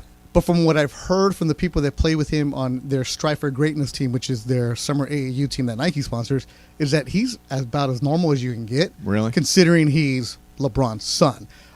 He hasn't announced which college he's going to go to, but he has his pick of USC, Oregon, Ohio State, right? Yeah, and those are the schools that Bronny's or LeBron's team has said that he would like, because you don't know what to take from this because you don't hear from the kid. From what I've heard of people who've been around him, is super nice, super respectful, really good. Has just been tried as best as possible to be a normal teenager. He's a gamer, really smart. But you would see LeBron sitting courtside at his games, being a dad who, they live in the Valley, but then he's playing in Torrance in a playoff game. He's there. Wherever they go, there's LeBron's production company is following this team around this season. Right. So just how LeBron has his own media things, his own rights, this is going to be told through LeBron's media's lens. Yeah, it's not going to be Bronny's thing. So it's hard for him. He's a really good basketball player. I've seen him play a few times. And you hear the schools like Oregon, SC, and Ohio State, but you don't hear the blue chip like, say, a Duke or Kentucky. He was in McDonald's All-American game, and there was a lot of scrutiny because he got picked out there because of nepotism. Yeah. And LeBron did it 23 years ago, whatever it was, and you see it. Bronny played in a league with Sierra Canyon, Notre Dame, St. Francis. He was second team in that league. The best player was Caleb Foster, a guy who's going to Duke out of Notre Dame. And, Bronny, for his team, they were good. They ended up getting to the state championship, Division I. They got knocked down. They didn't play in the Open Division, which is the best 8 teams in the Southern California. So the kid is good. He's very talented. Is he a one and done? If you listen to Dinos Trigonis or Frank Burleson or the people who are around every single day like Ronnie Flores, the kid is good college basketball player, but he's not a one and done. Yeah, this story, they quote people from both sides. He's going to be great. He's kind of ordinary. I'm not a talent evaluator. I can't tell you, but is he? Who is he? He's not a top 25 like ESPN has him rated. He is really, really good, but you got to figure out, okay, if you're going to put him in the rankings, you got to see who's aligned to Nike. Right. Who's those rankings? You see this in football, Steve, with a 4-star, 5-star, what is it? Yeah. He is really, really good, and he's growing. He's going to get better, and he's under the tutelage of his dad. Like he's athletic, but he doesn't do one thing specific where you're like, wow. The kid at Corona Centennial, Jared McCain, who's going to Duke also, that kid is wow. See, this is where, as much as I understand where LeBron is coming from when he says, he wants to play a year with Bronny, and that could end up Bronny's rookie year just because LeBron only has so many more years left in the league. There's a part of me that understands, especially as a parent, why you'd want to do that. And there's also a part of me that hopes it never happens because it will make it so Bronny's rookie season will not really be about Bronny. It'll be about his dad. Ultimately, I'm not saying this to disparage LeBron. I'm just saying this is the reality. You hear these rumors about how teams may look to move up in the draft to take Bronny. That becomes about LeBron, right, and not about Bronny and himself. It's also who's saying this. Yeah, and yeah. Like I said, the kid, nobody's ever heard him do interviews. He has 7 million followers, I think, on Instagram. Yeah, he does. Doesn't You've post heard him that talk much. more in commercials than in interviews. Yeah, actually. And then I think LeBron's second son, Bryce. That kid is really raw. He's a sophomore. That kid is the one everybody says has the bigger upside. So that's like the way Lonzo and LaMelo. Correct. Yeah. So let me ask you about this. So again, it happens to come from LeVar Ball, but it's an interesting idea. Would Bronny be better served going to Australia, as some of these guys have done, and playing professionally as opposed to going to college here in the U.S.? From one of the guys that I know that plays with Bryce's team, because my son is in that world, but he's not as elite as them, but he knows the guys that are elite. One of the guys, St. John Bosco, said, you could see him going to college and just being a student. Like, what is the rush of going and becoming a professional when you're 19 years old and you're playing against dudes smoking a six-pack, drinking a six-pack with some heaters in, Lithuania or wherever you might be. Right. Like, if a dad, would you want your kid to be on the other side of the world? Like, Bronny won't be a student. That's the problem. But the thing is, he can try as best as possible to still maintain that innocence of being a kid, which is, I think, what LeBron wants to do as a dad. To like, hey, I was forced to be a pro at 18 because I had to, and I was also the chosen one. As a parent, you want to make sure your kid enjoys before you actually get to the rigors of this is a grown man game in the NBA. So is he an NBA player? Not right now. Could he be? I mean, yeah. I mean, there's a lot of kids that can grow into it. He has the pedigree. He has the size, and he's going to get the best training possible. So in 3 years when he gets his man muscles, he could be somebody like that. People said Austin Reeves wasn't an NBA player, or at least not an automatic one. Alex Caruso was not automatically an NBA player. Think about it this way. Kawhi Leonard wasn't a McDonald's All-American guy, right? He was a guy who was overlooked by the blue blood schools, went to San Diego State. Lamont Butler, who's at San Diego State, kind of reminds me a little bit of that. Damian Lillard. Tony CJ Snell, who's now got 12 years in. The progression of a player, if you want to get to the NBA at a different level. Like think about the guys that we've heard who were like, that guy's a 5-star this, and where are they at? Remember the name Renardo Sidney, who went to Fairfax and never evolved into anything? Yeah. So, I mean, is LeBron kid going to be in the NBA? He will. We just don't know when. Beto. Smart, man. Thanks. That's the thing about Beto. Very smart. Knows his stuff. When I want to be. Yeah. You look good today, Mason. Not with Cap. Well, you got to know who you're working with. Correct. You got to play down a little bit with Cap. All right. Coming up next for you, going to do some What's Up Fool. Funch is going to throw a bunch of stuff at us. It's Dodgers opening night. It is Julio Urias on the mound versus the Arizona Diamondbacks at Chavez Ravine, Mason and Ireland, 710 ESPN.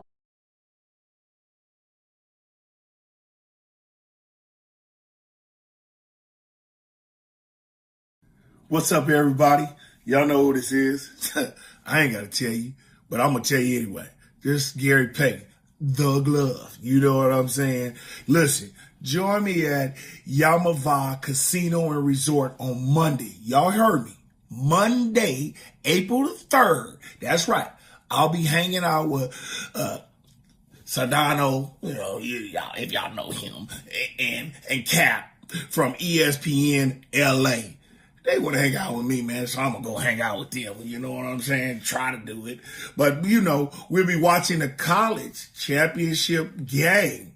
It's going to be a beast. I know y'all want to be there. Man, I'm going to be giving away prizes and more, man. So look here. Come hang out with me. I'll see you there. Man, championship Monday, NCAA, baby. I'm going to be there. Come get with me. Later.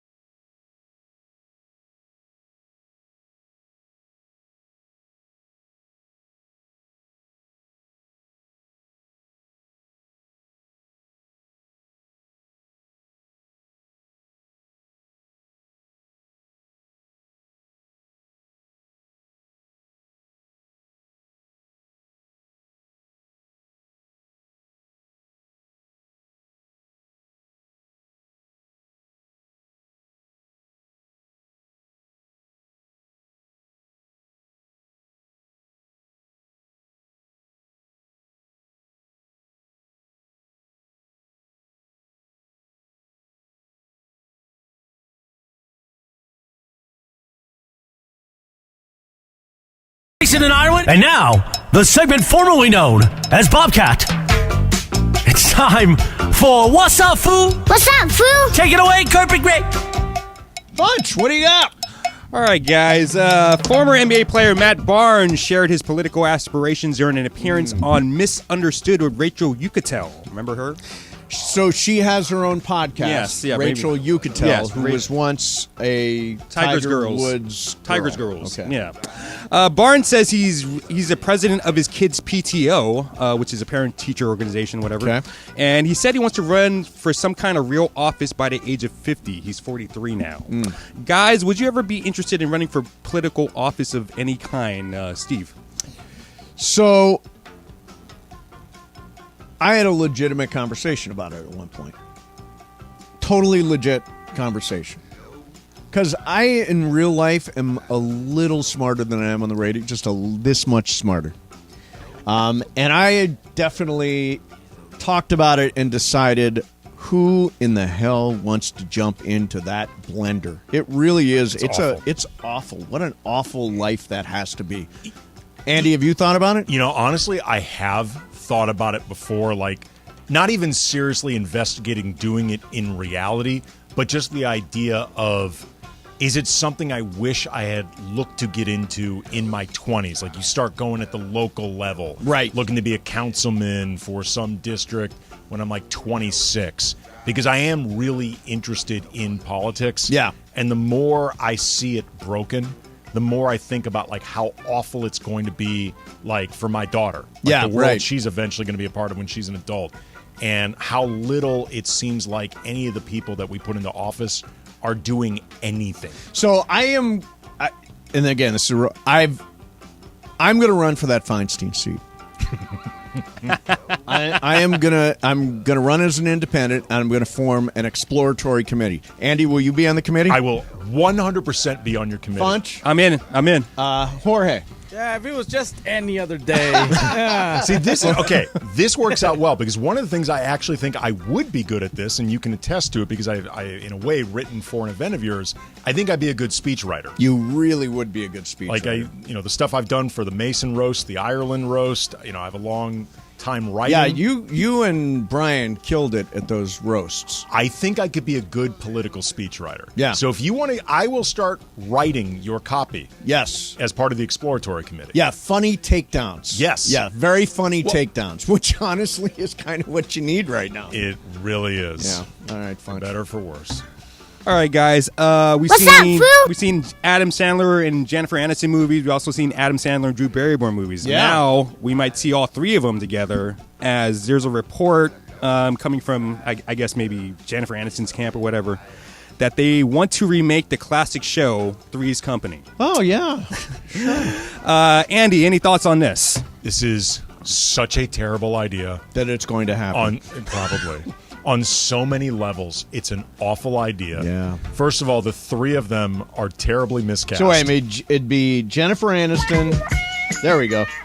It'd be Drew Barrymore and Adam Sandler. All three are too old, like way too old for these roles. For those roles, yes. They're way too old. Adam Sandler cannot do John Ritter physical comedy. The show was very much of its time. It was very much a 70s vibe, like a very specific vibe, the double entendres, the roller skating, the sexual misunderstanding. Yes, the Mr. Roper thinks Jack is gay. Mm-hmm. Right. The Beagle.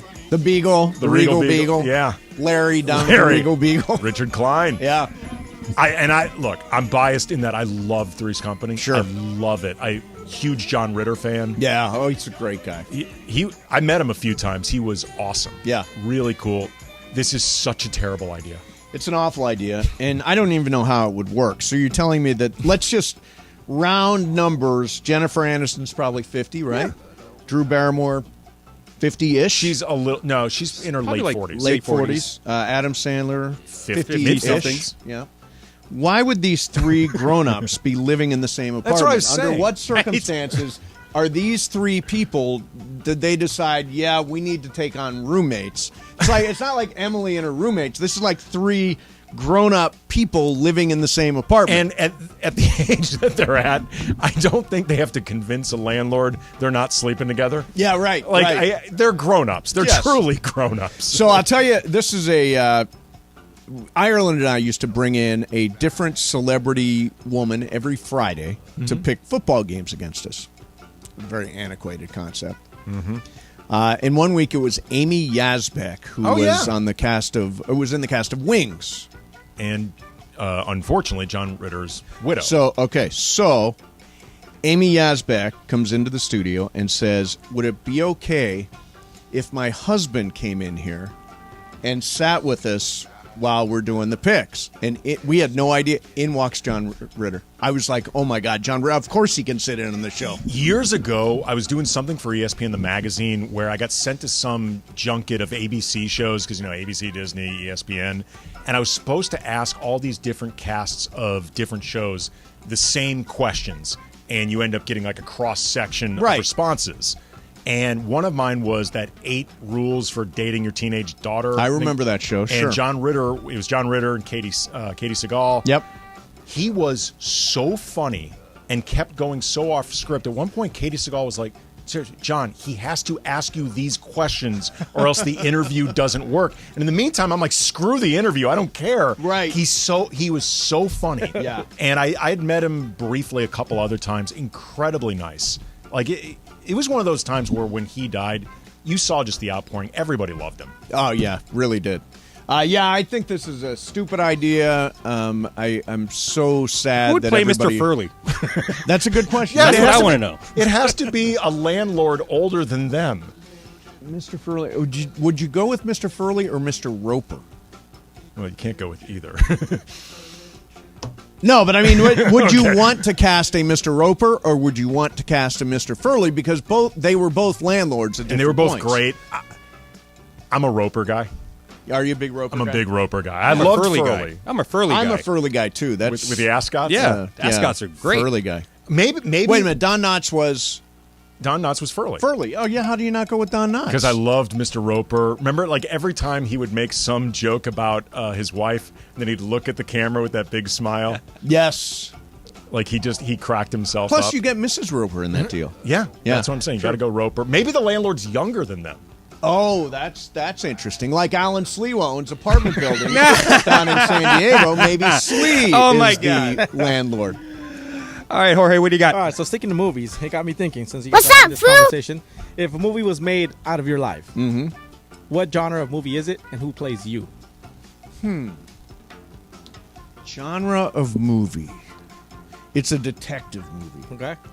Because I would love to be like part of an investigation. This is your life. This is your life, yeah. So, it has to be my life? Yeah, a story, a movie about your life. A movie about my What life. genre Well, and an who plays investigation you? movie. I was going to say, what does are it? they investigating? So I was thinking Jake Gittes from Chinatown. Inside Man? Inside Man. There's a good call. It would have to be a comedy, and it would have to be who is really, really, really funny. They have to be super funny. And super to play smart. me. And super smart. Devastatingly handsome. Devastatingly handsome. Who is that person? Andy, you do yours, and I'll think about it, okay? Who's playing me is obvious. It's Jason Statham. Oh, yeah. Oh, yeah. So I always It's go going to for be an that. action movie. Yeah. Yes. It's going to be The Transporter Part 5. I've declared this a long time ago. Jason Statham is my spirit animal, and I came up with this to accept my hair situation. I've taken on his look. Yeah, you have. I really you really do. have, yeah. He's, by the way, very funny actor. He is extremely funny. Spy. He's so good in Spy. And Great movie. This is a true story. I got stopped one time at a Target because somebody was so convinced that I looked like Jason Statham. They actually brought a DVD of a Statham movie to compare me next to. Oh, this was so exciting for me. This was so exciting. Did you for sign me. it? No. Would you have signed it if they asked you for an autograph? No, they knew it wasn't me. They knew it wasn't Statham. They just thought close enough? Yeah. I would want it to be like a really awkward comedy. Like one of those like really nervous, awkward comedies like a Judd Apatow or like a Safdie Brothers, like the guys who did Uncut Gems. Yes. I would want something like that with Jason Statham playing me. I actually think Adam Sandler, I would love to play me. He would be good. I He's thought it'd so be John funny. Slattery. John Slattery's not funny. Not a funny guy. He looks like you. He does look What like about me. Jeff Daniels for you? Oh, Jeff Daniels is that's great. dope. That's a good call. Yeah. And he is funny. Did you see Sandler? Did you watch that Kennedy Center Mark Twain but I heard it was Awards good. thing? It was really good. Everybody came out for it. But I love Sandler. Why don't you ask your boy Cranston to do it for you? Cranston as me? Yeah. He's done the research. He could do me in the future. Brian's about 10 years older than I am. Yeah, 68, 67? 68, yeah. I mean, they something just like that. de-age him, like De Niro. Oh, like De Niro. Irishman. De-age him, Except exactly. the legs when he kicks. What about you, Jorge? I've never thought about who would play me. Movie, I don't know. It would have to be a sport kind of thing, you know? Yeah. Sporty kind of thing. Funch? Something like that. I think his name is Reggie John Page. He was on Bridgerton. Reggie Jean That's me. Page, That's right? That's my. Was that the Bridgerton dude? That's my doppelganger. Let me pull that up. That's a good doppelganger Thank you, to have. thank you. Yeah. Yeah, You know I'm just joking, but Jean yes. Page is one of the stars of Dungeons and Dragons, which is coming out this really week. think highly of yourself. I think there, so, don't yes. you? Really believe yourself to be If Michael Thompson thinks that Rick handsome. Fox can play him, this guy can That play is a me. stone cold hottie right there. Devastatingly In that handsome Funch. In that case, make Brad Pitt play me. There you go. There you go. What about Diego Luna? Oh, that's a good yeah, one. yeah, that's right. Diego Yeah, Luna good one. would be Yeah. great Call, as for Jorge. sure. Diego What's Luna. up, fool? Oh, this Back is to you, great. Funch. Really quick. Yeah. We just got hit up in the Mafia from Matthew Palazzi. Yep. I think having Alan Sleewa as the landlord is perfect. Slee's Company. Slee's Company. Well played, Matthew. Oh, that is fantastic. Slee's Company. He's the landlord. Perfect. Slee's Company. Oh, awesome. Awesome. Funch? Funch, what's up, fool? What's up, fool? That's all I had. Oh, that's it? That's Yeah. all we have. I mean, Like- I got one more if you guys want to do it. Yeah, do one off the top of your head. Okay, cool. So I guess let me see here. Let me. What's up, fool? Let me scroll. What's that guy's name? I guess Matthew McConaughey. Oh my God! Matthew McConaughey just was on a show and he said that he got his personal Rolling Stones pass taken away. So I guess he went to a concert and he got a all-access lifetime pass from the Rolling Stones. You can use it anytime for any concert, blah, blah, blah. Apparently, he got so hammered that he was messing around backstage, and I guess he went on stage at a part where Mick at a Jagger was Rolling on Stones stage. concert, yeah. Yes, where Mick Jagger was on stage, and he got his lifetime pass taken away. Oh, no. If there is a band out there, living or dead, you Yep. can have a lifetime pass to, who would you have? Easy. Wilson Phillips. I was just trying to think of the stupidest band I could come up with. It would be easy for me. It'd be U2. I've seen him more than any act of all time. I've probably seen him 11 times. Last time they came through the Forum, I saw him twice. Love U2. Wilson Phillips, a close second. Hold on.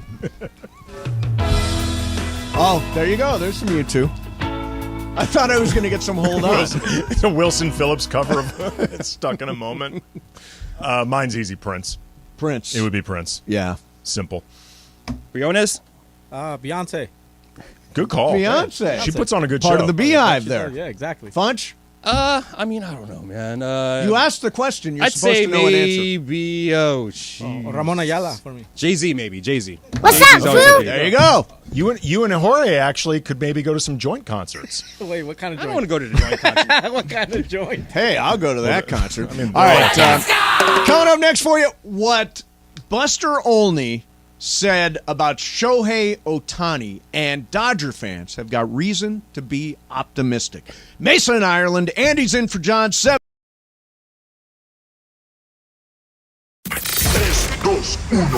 Last Saturday, just hours after landing at LAX from international duty, LAFC's Denis Bouanga hit the game winner off the bench. Denis Bouanga has broken the tie in the 84th minute. The Black and Gold remain undefeated in MLS play as they head into Colorado for a battle with the Rapids on Saturday night. LAFC pregame gets going Saturday at 6 p.m. on 710 ESPN and the ESPNLA app.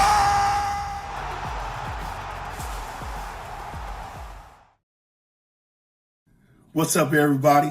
Y'all know who this is. I ain't got to tell you, but I'm going to tell you anyway. This is Gary Payton, the glove. You know what I'm saying?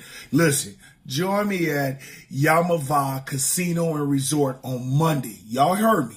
Monday, April the 3rd. That's right. I'll be hanging out with Sedano, if y'all know him, and Cap from ESPNLA. They want to hang out with me, man, so I'm going to go hang out with them. You know what I'm saying? Try to do it. But, you know, we'll be watching the college championship game. It's going to be it's going to be a beast. I know y'all want to be there. Man, I'm going to be giving away prizes and more, man. So look here. Come hang out with me. I'll see you there. Man, Championship Monday, NCAA, baby. I'm going to be there. Come get with me. Later.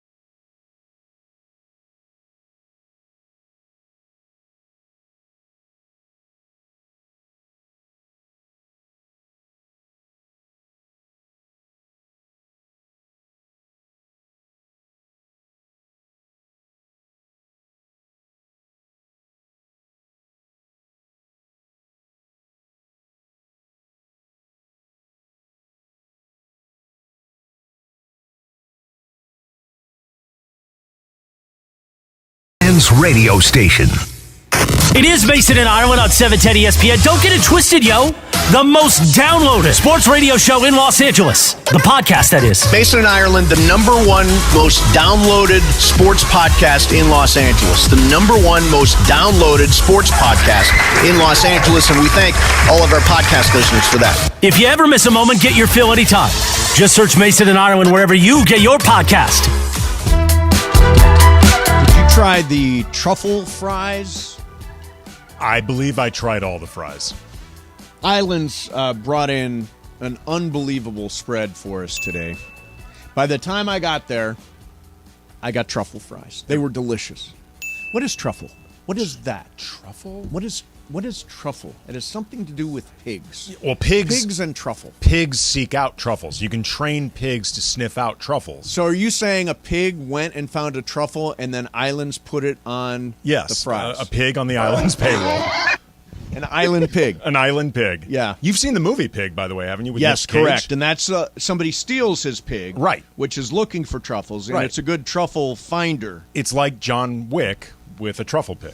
Oh, it's interesting you say John. I'll get to there. Hey, there is. Since you said John Wick, I had a story about John Wick that's good, and then we'll get to the Buster Olney thing about the Dodgers. So, I think this is amazing. Did you see John Wick 4? Not yet. I have not had the opportunity. I It's want to see it. spectacular. I'm excited to see it. Most deaths yet. That should be the slogan. So Keanu Reeves cut so much John Wick 4 dialogue that he says only 380 words in almost 3 hours. Wow. The director says he's dedicated to not speaking. John Wick is a man of few words. A report from the Wall Street Journal reveals that Keanu Reeves says only 380 words across 103 lines of dialogue during John Wick 4, which runs nearly 3 hours, with its 169-minute runtime. Nearly a third of Reeves' dialogue in the sequel consists of just one word. Do we know yet the ratio of John Wick words to John Wick kills? 380. I'd say he doesn't get near 380. But, like, is it 2-to-1, like, words to kills, 3-to-1? Let's see. 380, 145. It's about half. Wow. Yeah, about half. I love John Wick. Oh, it's great.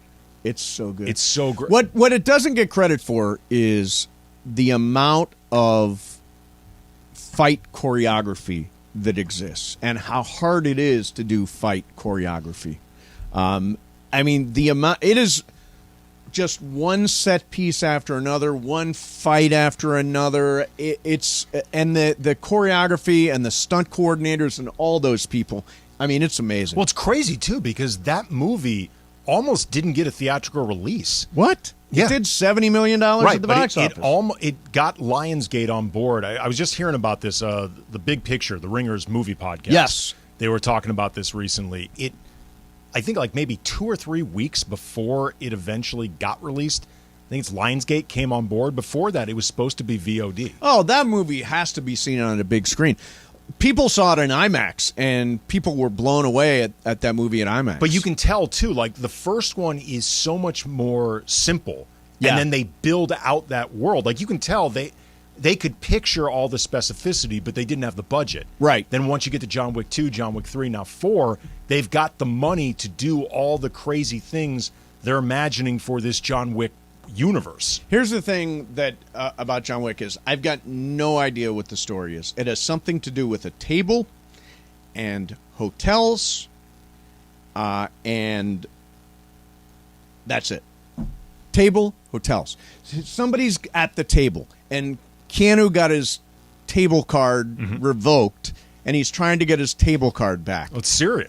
And they're going to fix the hotel if he gets his card back. And go. There you have it. It's so great, though. I'm sure some people understand the mythology. I'm there for the gigantic battle sequences. You're there for Keanu. Well, these guys, these people, they all live by a code. Yeah, and that's another thing they talk about is the code. They all live by a code. Remember in the first one, which involves a table and a hotel. Right, like that. I don't remember her name, but there is that contract killer who I believe she's the one that has sex with John Wick. Mm-hmm. She operates outside the code, and she ends up getting taken care of for that. Now, is she in the hotel or at the table? There's a hotel and a table. Somebody can explain it to me on Twitter. She was in the hotel. The mythology of hotels and tables. And then you bring back Fishburne and Reeves. It's just great. Oh, it's great. It's time for Dodger Baseball. It's opening night, people. Julio Urias on the mound for the Dodgers tonight versus the Arizona Diamondbacks. And we talked to Brian Cranston a while ago. He's going to be there. I'm sure all the big stars will be there. They'll be on the big board. And opening day is really fun in Major League Baseball. And this is totally unsolicited. The pregame and the postgame, fantastic on Sportsnet LA. They do a great job. They do a great job. Do you ever go on there? You go on there for the NBA. I'm on there regularly for the Lakers. I don't think I've ever been on for Dodgers. Yeah. I've talked about the Dodgers before, but I've never been on their Dodgers coverage. Because at that place in El Segundo, they've got the Dodgers, the Lakers, and Channel 1. Yeah.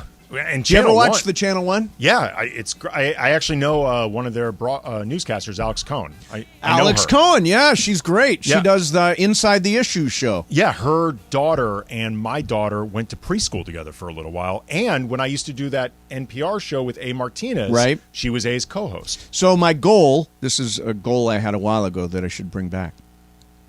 Giselle Fernandez does LA Voices. Mm-hmm. And she interviews all kinds of different, really cool. How do I get to be an LA voice? You know what? How do I get on your show? I will talk to some people over there. Oh, you know who could maybe hook you up? Who? Our friend Kelvin Washington. Oh, Kelvin is also on the Channel 1. Kelvin kills it over there. Yeah, he's great. He's great. Does a great job. Yeah. All right, so I promised this for Dodgers opening night, Buster Olney. Now, there's much fascination about Shohei Ohtani, especially after his performance in the World Baseball Classic. Listen to what Buster Olney said this morning. By the way, when I don't know where a clip comes from, I just say it's from Get Up. Mm-hmm. So safe bet. So this, I assume, is from the Get Up with Mike Greenberg. Here's Buster Olney. When you talk to folks around baseball, how many believe that Ohtani is going to wind up with the Dodgers next year? Look, during the offseason, LA really pared back on its spending. They clearly were preparing for a big move in the upcoming offseason, and that'll be Ohtani, and the contract that he's going to get is going to start with the number 6. $600 million, because he brings to the table something we've never seen before. This great two-way player and the most marketable player in the world. You know, he hit on it with that last part. I mean, first of all, nobody does what Ohtani does. He's an ace, and he's, you know, a cleanup hitter. But he also brings such excitement and such sizzle and such marketability. I mean, he belongs in a major market like Los Angeles with a marquee team like the Dodgers. I was just thinking about this. When I used to cover the Dodgers for the LA Times, it was during that period when both Hiroki Kuroda and Takashi Saito were pitchers for the Dodgers. And those guys, Japanese pitchers, they had their own contingency of media that would just, after every game, whether either one of them pitched or not, they would go to either Saito or Kuroda and get their thoughts on the game and what was just going on with the season, because those guys were huge in Japan. Yeah. Can you imagine the contingency of media that takes place if Ohtani is at the Dodgers? Unreal. It's going to be he's going to need his own private clubhouse. Like, I'm not even being hyperbolic. No, not at all. I mean, the amount of, I mean, I remember back in the day, Hideo Nomo. Yeah. Was, who, by the way, amazingly threw a no-hitter at Coors Field. Coors Field, yes. Yes. No, at Coors Field. Are you kidding me? I mean, it would also be fitting if Ohtani ended up with the Dodgers, not just because the Dodgers are a place for big names, legendary and that. They've always been so far ahead of the curve when it comes to the international market. Yeah. Like, it would be fitting for Ohtani to end up a Dodger in that sense. Boy, I'll tell you. The problem is, and there's another story I've got here. The problem is that there's a thought out there that at the trade deadline, Artie Moreno would try to screw over the Dodgers. I got that coming up next for you. Mason, Ireland, 710 ESPN.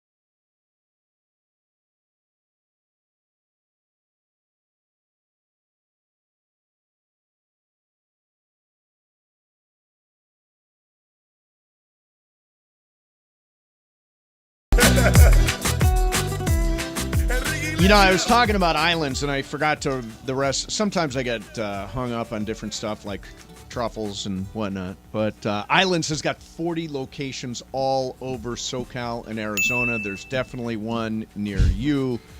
And we love Islands. They're sponsoring the Papa Shot Madness contest here at 710. I'm not sure where any of it stands. DeAndre, do you know where any of it stands? Who's winning the Papa Shot? It's down to Ireland. I beat Ireland, then Cappy beat me. So who plays who? I want to say Cappy. He doesn't have a microphone. DeAndre's like, He's yelling to DeAndre who doesn't have a microphone. DeAndre's like, I don't know. I believe it's Cappy taking on the winner of Slee and Travis. Grab one of those microphones. I don't know. Slee has got so much else on his mind right now. True, he does. Push the on button. Push the on button. He's going to the national championship game in Houston. He's got the Threes Company reboot, which is called Slee's Company. As the landlord. Push the on button. And the Lakers in Minnesota. And the Lakers talk daily. Oof. How do you keep up if you're Slee? It's tough business being Alan Sleewa. So anyway, that's the Islands thing I was supposed to finish. 40 locations, that means 40 pigs. 40 pigs searching for truffles, exactly. Mm-hmm. All right, so tonight, Dodger Stadium. This is what I wanted to get to, is that Artie Moreno is going to have a decision to make. If the Angels are out of the playoff picture come trade deadline, I don't think they're going to be. I think it's going to be an excruciating decision for the Angels. I think that team is going to be, I know I'm a voice in the wilderness, I think it's going to be a playoff team. If you're Artie Moreno and you get to the deadline and you're in it, I say you can't trade him. Cool. I feel like you have. Here's the reason I feel like you have to keep him. Even if you know he's going to walk. Yep. If you trade him with an actual playoff berth realistic, that is just double middle fingers to your fans. It really is. Like, that is just saying to your fans, I don't care. Like, really, I don't care. Because I understand, like, yeah, you could get something for him, best interest of the franchise, whatever. These fans have had so little to get excited about for so long. That's you just saying to them, I don't care. So here's why it's so much better if they're in it and they don't trade him. This is Bob Nightingale. Hey, Warren. Hey, Steve. Hey, Funch. Hey, Andy. Hey, Steve. Hey, John. The most obscure impression in the world is our Bob Nightingale He's the Mitch Kupchak of baseball media. And we use it every day. Hey, Steve. Hey, Warren. Hey, Mace. Hey, Warren. Hey, Greg. So he must love this. You know, I don't think he's a listener. All right. He's not anymore. So here's what Nightingale says. If the Angels are out of the race at the trade deadline, would they have the guts to trade Ohtani? Absolutely. They have no choice. Certainly, they'll need to have a conversation with Ohtani to determine whether he has any interest in returning, and if not, the phone lines are open and operators standing by. Ohtani's likely destination, if traded, the San Diego Padres.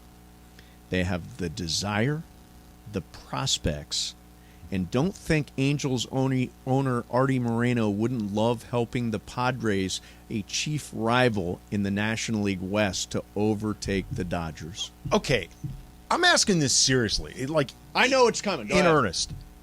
What did what did the Dodgers do to the Angels in this? Dominate them in the headlines, in the standings, in the public consciousness. But it's not like the Dodgers hung up some like streetlights versus spotlights billboards. They did not do it. Like the Dodgers have done nothing to the Angels. They ignore the Angels. Yeah. Like it would be one thing if, say, I don't know, Rob Pelinka was refusing to trade the basketball equivalent of Shohei Ohtani to like anybody but the Clippers. Like, you can argue whether that's a good decision or not, but at least, okay, I get why that's personal. Why does Artie Moreno have anything against the Dodgers? Well, the other part of this is, who cares about screwing over one team or another? If you have to trade them, take the best package. What can you get from the Dodgers? What can you get from the Padres? What's the best deal you can get? I don't care who I'm screwing over. Well, he did say, Bob Nightingale did say, to be fair to Artie Moreno, hey, Andy, hey, that they got good prospects over down in San Diego. Like that would be part of the thought process. Yes. So it wouldn't be all personal. It would just be largely personal. And like, look, if the prospects and like the packages are equal, if you want to let spite break the tie, okay. Yeah. I guess something's got to break the tie. Might as well be spite. But if you actually allow yourself to take on a lesser deal just to screw over the Dodgers, like in your head, I mean, it actually would be an example of why Artie Moreno's such a bad owner. Like, if that actually is what happened, it would speak to why so many Angel fans want him to sell the team. Here's why that's... First of all, the predictions on number of Dodger wins all over the place. The Pacoda projections, which I trust the most, have them at 97 and beating the Padres. I saw one bet online has the Dodgers over-under at 87. I'm like, are you kidding me? Give me that. Let me pound that over, man. Are you kidding me? They're going to win more than 87 games. But that shows you the disparity, 97 versus 87. That's probably that is the range the Dodgers will be I in. think it reflects how unusual this year's Dodger team has been, because for so long it's just been, Dodgers automatically winning the NL West. They look like a team that could win 100 games. This year's team is not bad, but they don't look like that. Right. So you just have to sort of retrain your brain to think about the Dodgers, and that's hard. I mean, it's been like a decade or so of them just being dominant in that division. So let me take you to a worst-case scenario alternate universe.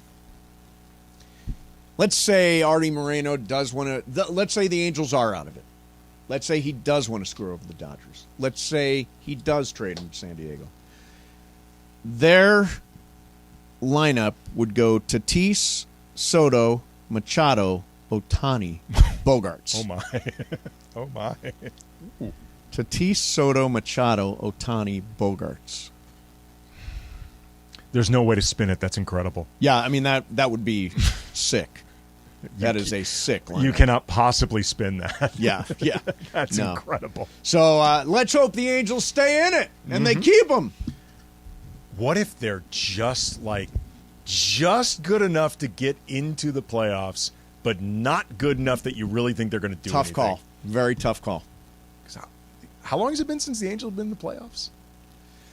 Let's see. They've not had. I think they've not had a winning record since Ohtani got here. Oh yeah, that's for sure. Let me look this up. Trout quickly. went to the playoffs one time as an Angel. One round. Maybe 11. They have been one time since 2010. Once. They've been to 2010 was the year they were in? No, 2000. Okay, I'm sorry. 2009 was the year they were in. Ooh. 2010. Since then, they've been one time. Boy, for an Angels fan, I see why LA Times did a poll approval rating for Artie Moreno. It's like less than one. Remember those lowered beer prices? That feels like 50 years ago. It was like Connor in Succession. Ordering sand for the play. Okay, so I've got a related question. Actually, it's not related at all. So I'm coming into work today, and they're handing out free samples of Starbucks. I'm like, okay, free samples, cool. Did you guys see this downstairs?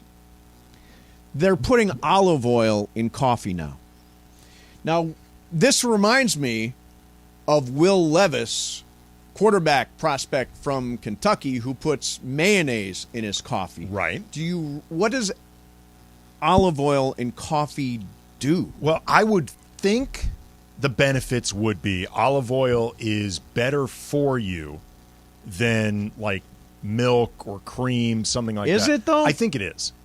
I think it is. I don't actually know. But you're just talking out well, of your I know ass olive right oil now. is healthy. Olive oil is healthy. Of oils, it's one of the good ones. Google as I fill up Google healthier milk or olive oil. I'm like, olive oil. I'm guessing olive oil is healthier for you than milk or cream or any of the fake creams, stuff like that. So you get a little bit more nutrients of sorts, health benefits in your coffee. Okay, so I'm looking at some stuff now. Olive oil is protective against heart disease and also against strokes. Yeah. Okay, so yeah, they're calling it oleato. I think I'm saying, is that an Italian word? Sure, you read it. Oleato. Also, olive oil might fight Alzheimer's disease. Yeah. Okay. Drink so- a little so coffee, there's fight some good benefit. Here's problems. what they say. Welcome to an experience like no other. Your coffee ritual uplifted. Nice. Starbucks coffee infused with Partana. Extra. I don't know why I said it like that. Partana. Partana. Everything's Italian. Extra virgin olive oil. Velvety smooth, deliciously lush. Did you try it? No. Why didn't you try? I'd have tried it. I'm not trying it. You know what? If they're doing this tomorrow, I'm going to try it. You before try it. coming on I'm the not show. trying. I'm not trying it. You tell me how it is. I have a regular coffee ritual. I have my light ice quad espresso, which I chug. They're at the coffee shop. They're always looking at me like, "Why did you even order that?" Because I just literally chug it. You're not in Hello, for how are the you tip. today? Good, man. How are you? Oh, pretty good, man. Let me start with you. I'd like a reduced fat turkey, bacon, and cheddar. Okay. I'd like 3 Trenta iced passion teas. No cane sugar, no lemonade, but please add 3 stevias. Yep. Please. You said 3 teas, right? Yep, 3. 3 passion iced teas, no liquid cane, 3 stevia. Yep. And then I'd like a venti iced almond milk quad latte. Okay. Add 2 stevias to that. Oh. Got you, man. Anything else? That's it. Well, that's it. That's it. That's it. Said it at the end. That's it. So much for your ritual. Yeah.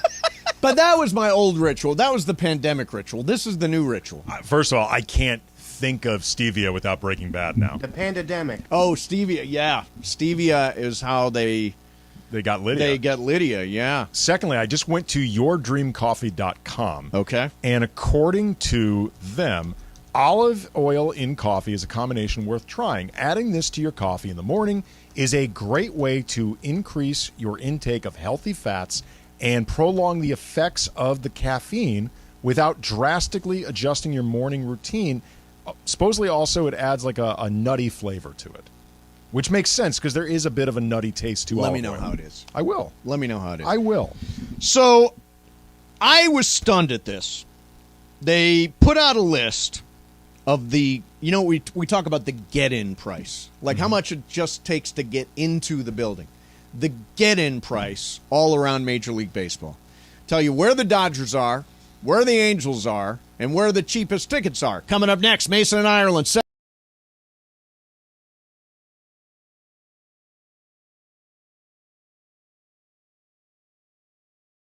What's up, everybody?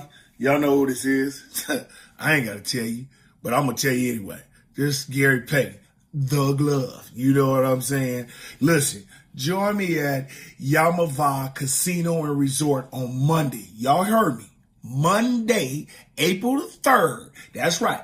I'll be hanging out with Sardano, if y'all know him, and Cap from ESPNLA. They want to hang out with me, man, so I'm going to go hang out with them. You know what I'm saying? Try to do it. But, we'll be watching the college championship game. It's going to be a beast. I know y'all want to be there. Man, I'm going to be giving away prizes and more, man. So look here. Come hang out with me. I'll see you there. Man, championship Monday, NCAA, baby. I'm going to be there. Come get with me. Later.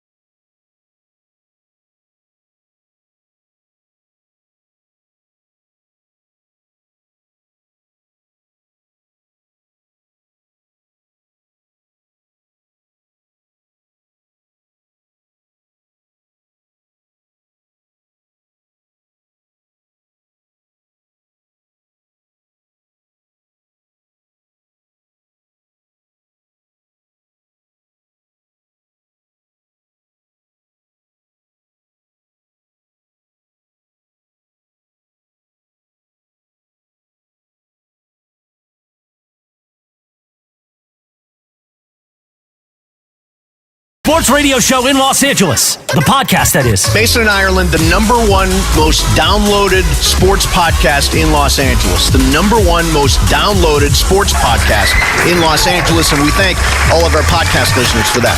If you ever miss a moment, get your fill anytime. Just search Mason in Ireland wherever you get your podcast. Hey, feeling good, like I should. It's time for Dodger Baseball.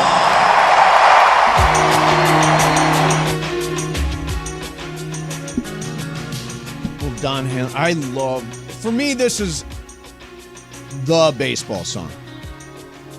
Now, Momo, if she was here, would say, this is the baseball song. And to me, it's a little bit like Field of Dreams versus Bull Durham. So this is more Field of Dreams. And this is more Bull Durham. Yeah, I think that's right. Does that make any sense?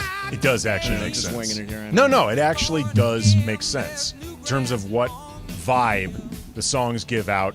How close is the vibe to those movies?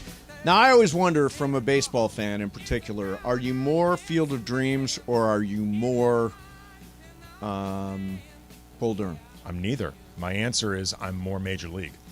Oh, interesting. I am a bigger fan of Major League than Bull Durham or Field of Dreams by a pretty long shot. I was at a party Saturday night, and we were having a really smart movie guy. Should find his name. He's got a movie on... There you go. Wow, bang. So I'm talking to this really smart movie guy. It's a fun movie. His name is Alex, and he directed a movie called, this is totally unsolicited, I don't even know his last name. He did a movie called Sweetheart. It's a Blumhouse movie, and it's on Netflix. Oh, okay. So Alex, shout out to you. He said best movie of all time, every movie ever made, The Natural. Ooh. Now, The Natural has got that great... The Randy Newman. We don't... Jorge left, so I'll have to do... I love The Natural. It's manipulative as hell. Yeah. But it's gets me every single time. It is good. Gets me every single time. It is good. There it is. Randy Newman. Maybe it's right up there as one of the greatest scores ever written. Pound for pound in terms of scene usage, it hangs with anybody. Yeah. It's really great. So Funch sent me this thing. Well, you didn't have to kill it entirely, Funch. It was kind of segues, fade it out. It was just gone. So they've got the get-in price for every Major League Baseball home opener tonight. Where do you think the cheapest? Well, I guess it's a little unfair because you already saw the article. But where do you think the cheapest is? Even before well, this is interesting. The cheapest. I would have guessed the cheapest would be somewhere like the Marlins. The Marlins, yeah. They have a difficult time typically bringing anybody to that park. They're on the list. It costs $34. I would have thought maybe the Rays. The Rays, are they playing tonight? They're not playing tonight at the beautiful Trop. The A's also, I would have thought, because they're having a difficult time staying in Oakland. Correct. They are $24 to get in. The get-in price, get into the building. Looking at this list right now, Milwaukee ought to be ashamed of itself. Milwaukee, the Brewers, the get-in price, $17. Now, on one side, I say, good for the people of Milwaukee, baseball is affordable. On the other side of that, I say, Milwaukee, why are you not supporting the Brewers? Well, it also, these prices are set in part. I know every owner's gouging fans to some degree. I get it. But there is an element of this is what we think we can get away with. Right. The Brewers are saying we can't get away with much. $17. What a deal. It's a good organization. Yeah, it is. And they're actually always a pretty good team. When we, earlier in the show, we went through those listings of top 10 rotations, the Brewers were on it. Milwaukee was number 2. So the Angels. And remember, Shohei Ohtani's pitching tonight, so you know everybody's showing up. And Mike Trout's going to be there. Everybody wants him to be in the building tonight. Mm-hmm. Angels Stadium in Anaheim. Packed to the rafters. Mm-hmm. Get-in price, $26. Wow. Now, how is that? Seriously? It's $9 more than Milwaukee. Yeah, I mean, see, this, I think, speaks to the woebegone feeling that Angels fans have. Is that a correct use of the Yes, term? it is, Woebegone? actually. Yeah, woebegone. Well, beleaguered. They're beleaguered. I think there's a woebegone feeling about the season that lies ahead because the Angels have not been good in a long time. There is a woebegone feeling about Ohtani be gone. Yeah. He be gone. He be gone. He will be gone. Will be gone, yeah. And then there's also, too, seriously, Artie, sell this team. Like, remember down the stretch of Frank McCourt? Yeah. People started voting by not showing up. Yeah, that's right. And, I would not say Artie Moreno is as bad of an owner as Frank McCourt. Like, Frank McCourt was in his own class of bad. Yeah, he was special bad. He really was. You got to want it. He was special bad, yeah. But he's pretty bad. He's Artie bad. Moreno's pretty bad. So the most expensive get-in price tonight. This is no shock whatsoever. $150. $155. Is that here? It is here, Dodger Stadium. Yeah, $155 is the get-in price for tonight. Now, I said this earlier, and I do mean it. The get-in price for tomorrow night and Saturday night and Sunday afternoon and Monday night, very, very, by standards, reasonable, right? I don't know what the get-in price is but $155 to actually be in the building. $185 at if you Dodger add parking Stadium to tonight. it. Oh, add parking. Good God. Plus the food, the beers. $200, $250 if you want a michelada and a churro. Yeah, a head. Exactly, per head. Ooh, it's a lot. Yeah, baseball, by comparison, check the get-in price for LAFC. No, I wasn't going to say LAFC. I was going to say for Monday. The get-in price for Monday. Me and Bergman are going to that game, as long as he recovers successfully from whatever the hell he's got. I assume he'll be back by Monday. Who's doing the blue review? Who is doing the blue review? Has there been a blue review posted? Get-in price for Monday at Dodger Stadium. You can still get affordable tickets on the right night. Hey, Dodger guys, for Stadium. Monday, I'm seeing tickets for $30. There you go. Okay, and it's so $30. Julio Urias bobblehead night, too. Oh, and Monday. $60 with parking. There you go. Jorge always adds the parking. There's an update. Yep. New blue review. Just posted 18 really? minutes Is Bergman ago. in it? I have not seen if Bergman's in it yet. Wow. Does he look sick? Clinton. Is he solo? Well, Clinton opened the show. Let me fast forward and see if Bergman's fast forward. there. See if Bergman shows up. Bergman's there. He is there. He is there. We have a Bergman sighting. But it would appear, I don't have the volume on, obviously. Is he in bed? Is he in bed? No, he's Does he have sitting a up. thermometer in his mouth? What do you do? Pull a Ferris Bueller or something? He's got an ice pack on his forehead. head. He's in a robe. No, this is what I'm guessing, because obviously I can't watch this with sound because we're doing our own show. Oh, why not? I'm guessing because he's under the weather, that's why Clinton's driving the show.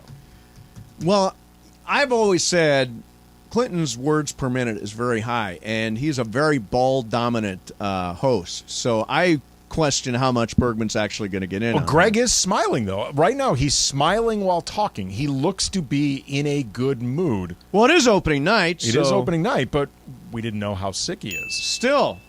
Oh, and he's wearing a great hat, too. It says Los Angeles Sangre Azul. Oh, nice. I like this. That's from the Bleed Los guys, probably. Yeah.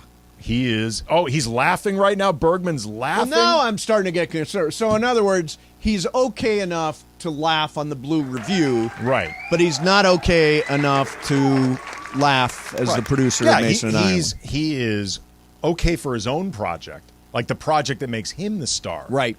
Co-star. Yeah. With Clinton Yates. But when it comes to his job that requires him to take a back seat yes, to Steve Mason, correct, he's sick. Okay, but fairness, if he's got a high temperature, I don't want to catch it. So if yeah, he's no, home, I'm the same. So if he's home, please stay home. Thank you for staying home. I mean, he could, though, produce the show remotely. Yeah. Lindsay Very does. true. Yeah, very true. It's done. It is done. Yeah. Lindsay does it I'd rather regularly. have an in-person producer like Funch. Thank you. Sure. Yeah, Funch has done a great job. No, Funches has been great. We're just saying Bergman could have done it. Clearly. Yeah. Could have. I mean, he's smiling in this video. He's in a great mood. It is opening night. What's his body language? He's say? like, I don't have to deal with Steve no, his Mason body today. language is- Dodgers opening day. Like, is he normal? He looks very normal. Like, his skin color is perfect. Like, he doesn't look pale, sickly. He's not sweaty. So it's not like yesterday where he said if the Lakers, I guarantee the Lakers win yesterday, and thankfully they did. I won $48,000. You want your cake? All right. If they lose, we're going to put that in the freezer and we're going to smash it down your DeAndre's pants. birthday cake? Yeah. Down your pants? Not down. I don't know. I don't know. We're going to smash a birthday cake down your pants. Down your pants. Yeah. I mean, he was like, what?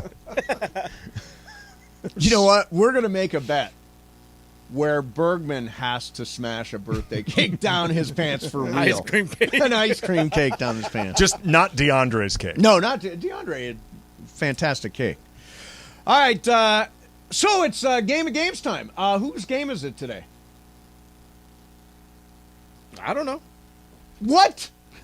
I did a game earlier this week. I'm out of it. Did Bergman? Bergman did not tell me anything about a game. Or me. What? I swear. I Nobody's swear. done a game. Got a game. Well. Okay, I am. Okay. Then it's my game today. Okay. And who's going to join us to play the game that I'm about to come up with? We'll get Beto. Get Beto. Okay. Oh, and by the way, we haven't said happy birthday to Boss Amanda. It's her birthday. Yeah. today. Is it? Bring I her in. know We'll bring it's her. How about her birthday. coming in? Yeah, play the game? yeah, bring Boss Amanda in. I forgot it's her birthday. I wished her a happy birthday. Did you? I don't. did. Yeah, me too. I did not. How was I supposed to too. know? Did she send an email out saying it's my birthday? No, you just had to know. Actually, Happy birthday! everyone knew when I walked in, so I had to say happy birthday. Okay, here's how I knew. A, I'm Facebook friends with Amanda. Okay. Yeah. B, there's the company email that we all get whenever it's somebody's birthday. Okay. Like, that's how I learned it was DeAndre's birthday a couple days ago. DeAndre had his thing. Got it. So either you don't pay attention to Facebook or you're not Facebook friends with Amanda. Facebook is for my mom to share recipes. Oh, man, I wonder if your mom wished Amanda. My mom probably did wish her a happy birthday. And you don't read your email. I got to come up with a game, and we will do it next. Mason and Ireland, 7:10.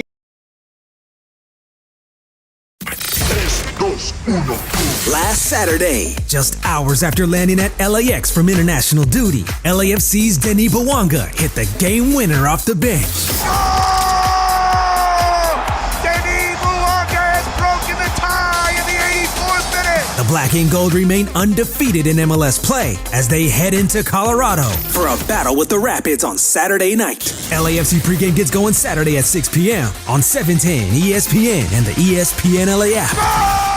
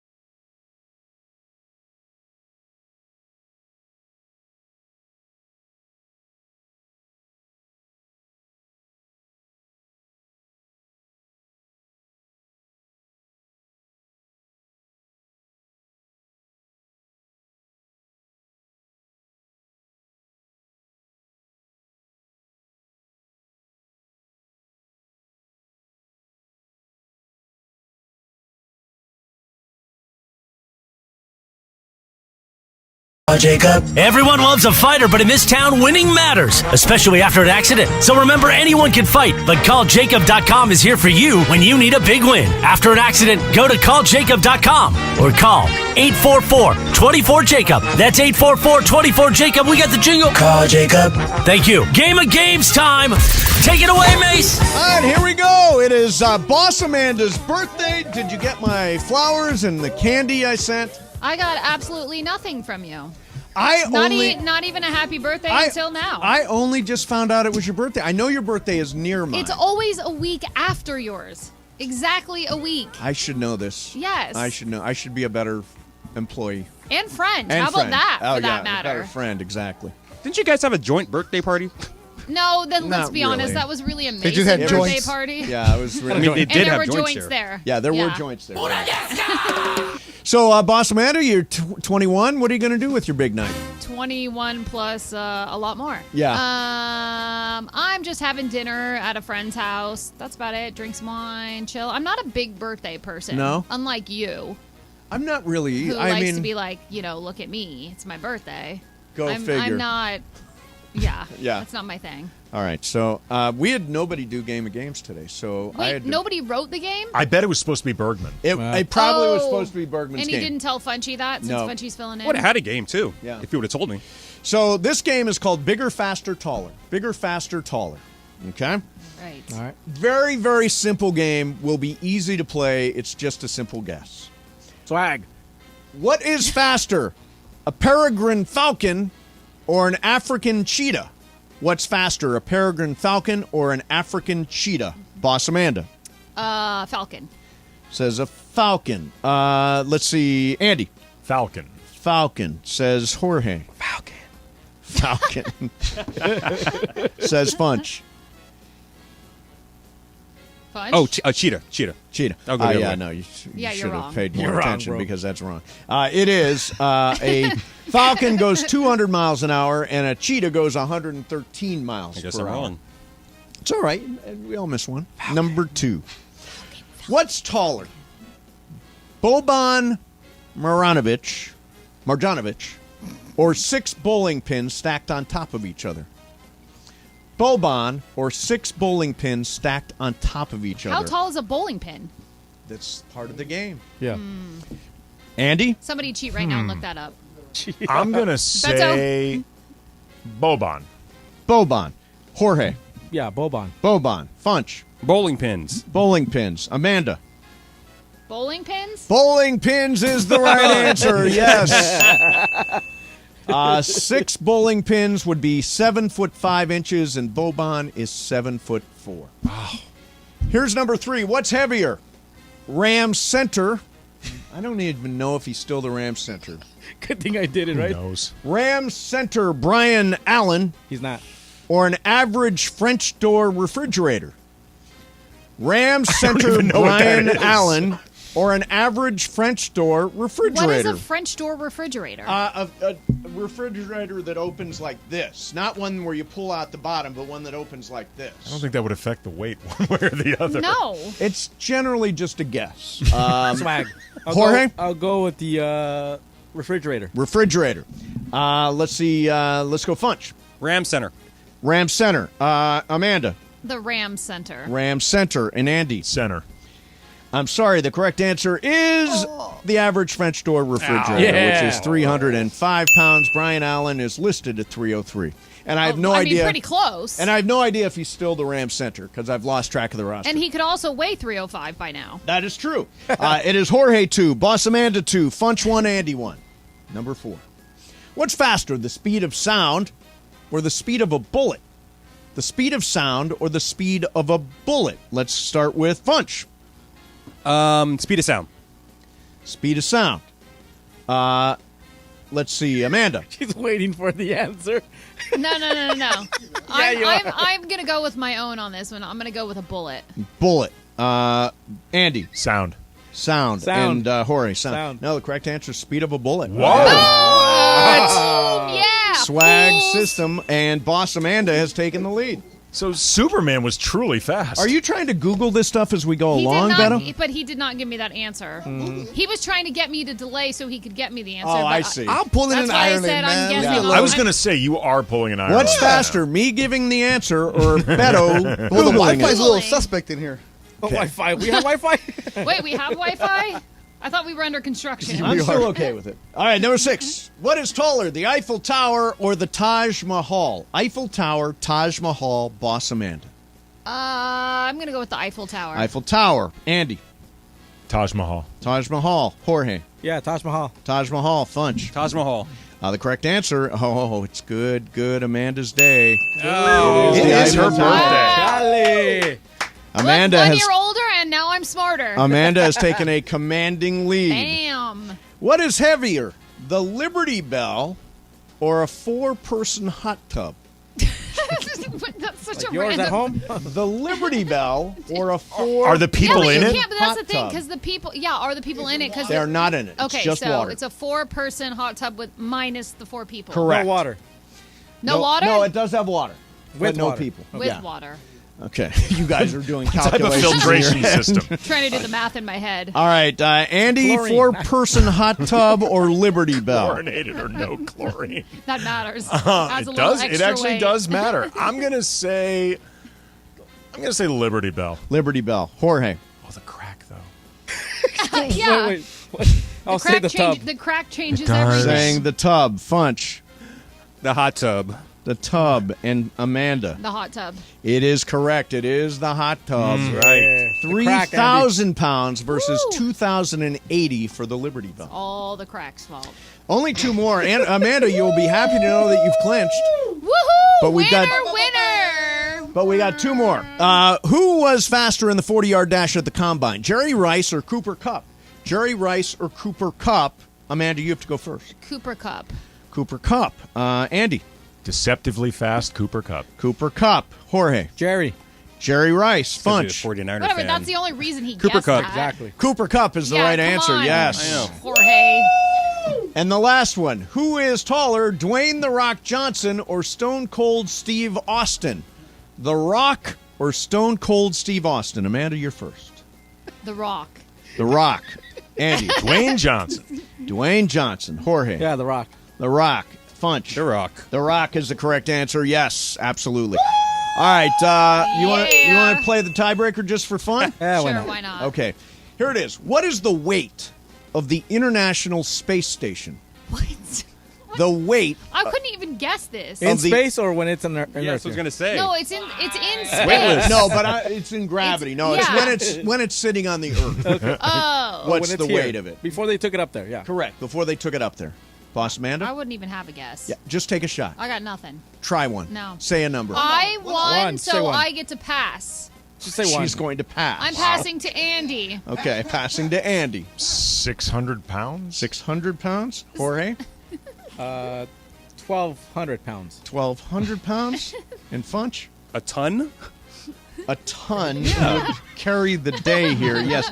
People were not even close on this. It weighs 925,335 pounds. Yeah. Oh! Andy, you get It's a big boy over 600 there. pounds. Yeah. No, I don't even know how big this They thing got like is. 5 people up there. That's why I passed. Yeah. I've seen this thing. Smart to pass, Boss Amanda. Smart When to you pass. win, you get the pass. So, Boss Amanda, what is your from this year? What is your personal highlight as you turn 21? Personal highlight? Yeah, what's the thing that you were most excited about? The Mandy's. I agree. It was also a personal highlight for me. It was the best event we've ever had. It really was. Yeah. It was so much fun. It was And there's fun. going to be a Mandy's too. Yes, the date is coming soon. Sometime in so June. The date is, we will be announcing it in the next week and a half ish. And I heard there's no cooking the votes. No cooking the votes this year. You get one vote. One vote per each- person. Yes. Really Just learn. like America. Yeah, so no bots. No bots. No bots. No. Sorry, Cappy. No bots. Update for something we were talking about yesterday. Yes. Breaking news. Gwyneth Paltrow has won her ski trial. Congratulations to Gwyneth Paltrow. Good for her. She won $1 She only sued for $1. In the countersuit, yeah. but she has been cleared of all wrongdoing. I always thought that guy was trying to take her. He definitely was. He just saw an opportunity Yeah. there. Yep. Good. I'm glad Scumbag. that Gwyneth Paltrow won. Go back to IVing bone broth. An IV of bone broth, exactly. Boss Amanda, happy birthday. Thanks, guys. So happy that you are our boss. We are very lucky about that. Appreciate it. All right, let's hit the Super Stager. ESPN AM 710 Los Angeles. KRDC AM 1110 Pasadena, Los Angeles. K256CX 99.1 FM Pasadena, Los Angeles. It's the greatest segment in LA sports radio history. Oh my God. When the shows come together for magic on the radio. It will only grow stronger. Super Crosstalk. Are we ready for Sedano and Cap to join Mason in Ireland? Super Crosstalk begins. Super Crosstalk, presented by Coors Light. Coors Light, made to chill. It's time for Super Crosstalk.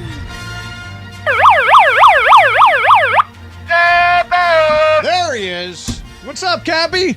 Yo, yo, yo, yo, yo, yo, yo. So, yeah, many yo's. Many Right. yo's. You know, Beto came in here a little bit earlier and dropped a whole bunch of knowledge about Bronny James. I don't know if you heard that or not. Were you listening today? I didn't hear that part, but he also dropped that similar knowledge on me just the other day. Oh, really? Yeah. So this is kind of your wheelhouse. No, Well- it was a story. It was 2 days old. Yeah, I mean, I was Yeah. interested in it because there New was to a me. story that's, but what was it, Tuesday you and I were talking about Yeah, this? Tuesday. We always run about 48 hours But late. you know what? It's not official until Mason talks Yes, about it. exactly. Exactly. Exactly. Nah, but it was good. It was good. What's up, Cap? Yo, what's going on, man? I got some problems today. You and I are going to have to figure this Oh, out. boy. We'll get to it later, that's All for right. sure. Well, that's a tease. Yeah. Major So- problems. I'm Major the wrong problems. person to talk to, about that. Dodgers opening night. Now, Cappy, Yeah. are you going to stick with this Padre routine all year long, or are you finally going to Padre? come over He to has the good to. guys? He has to. He married him last year. He has to. Yeah, I guess you're stuck.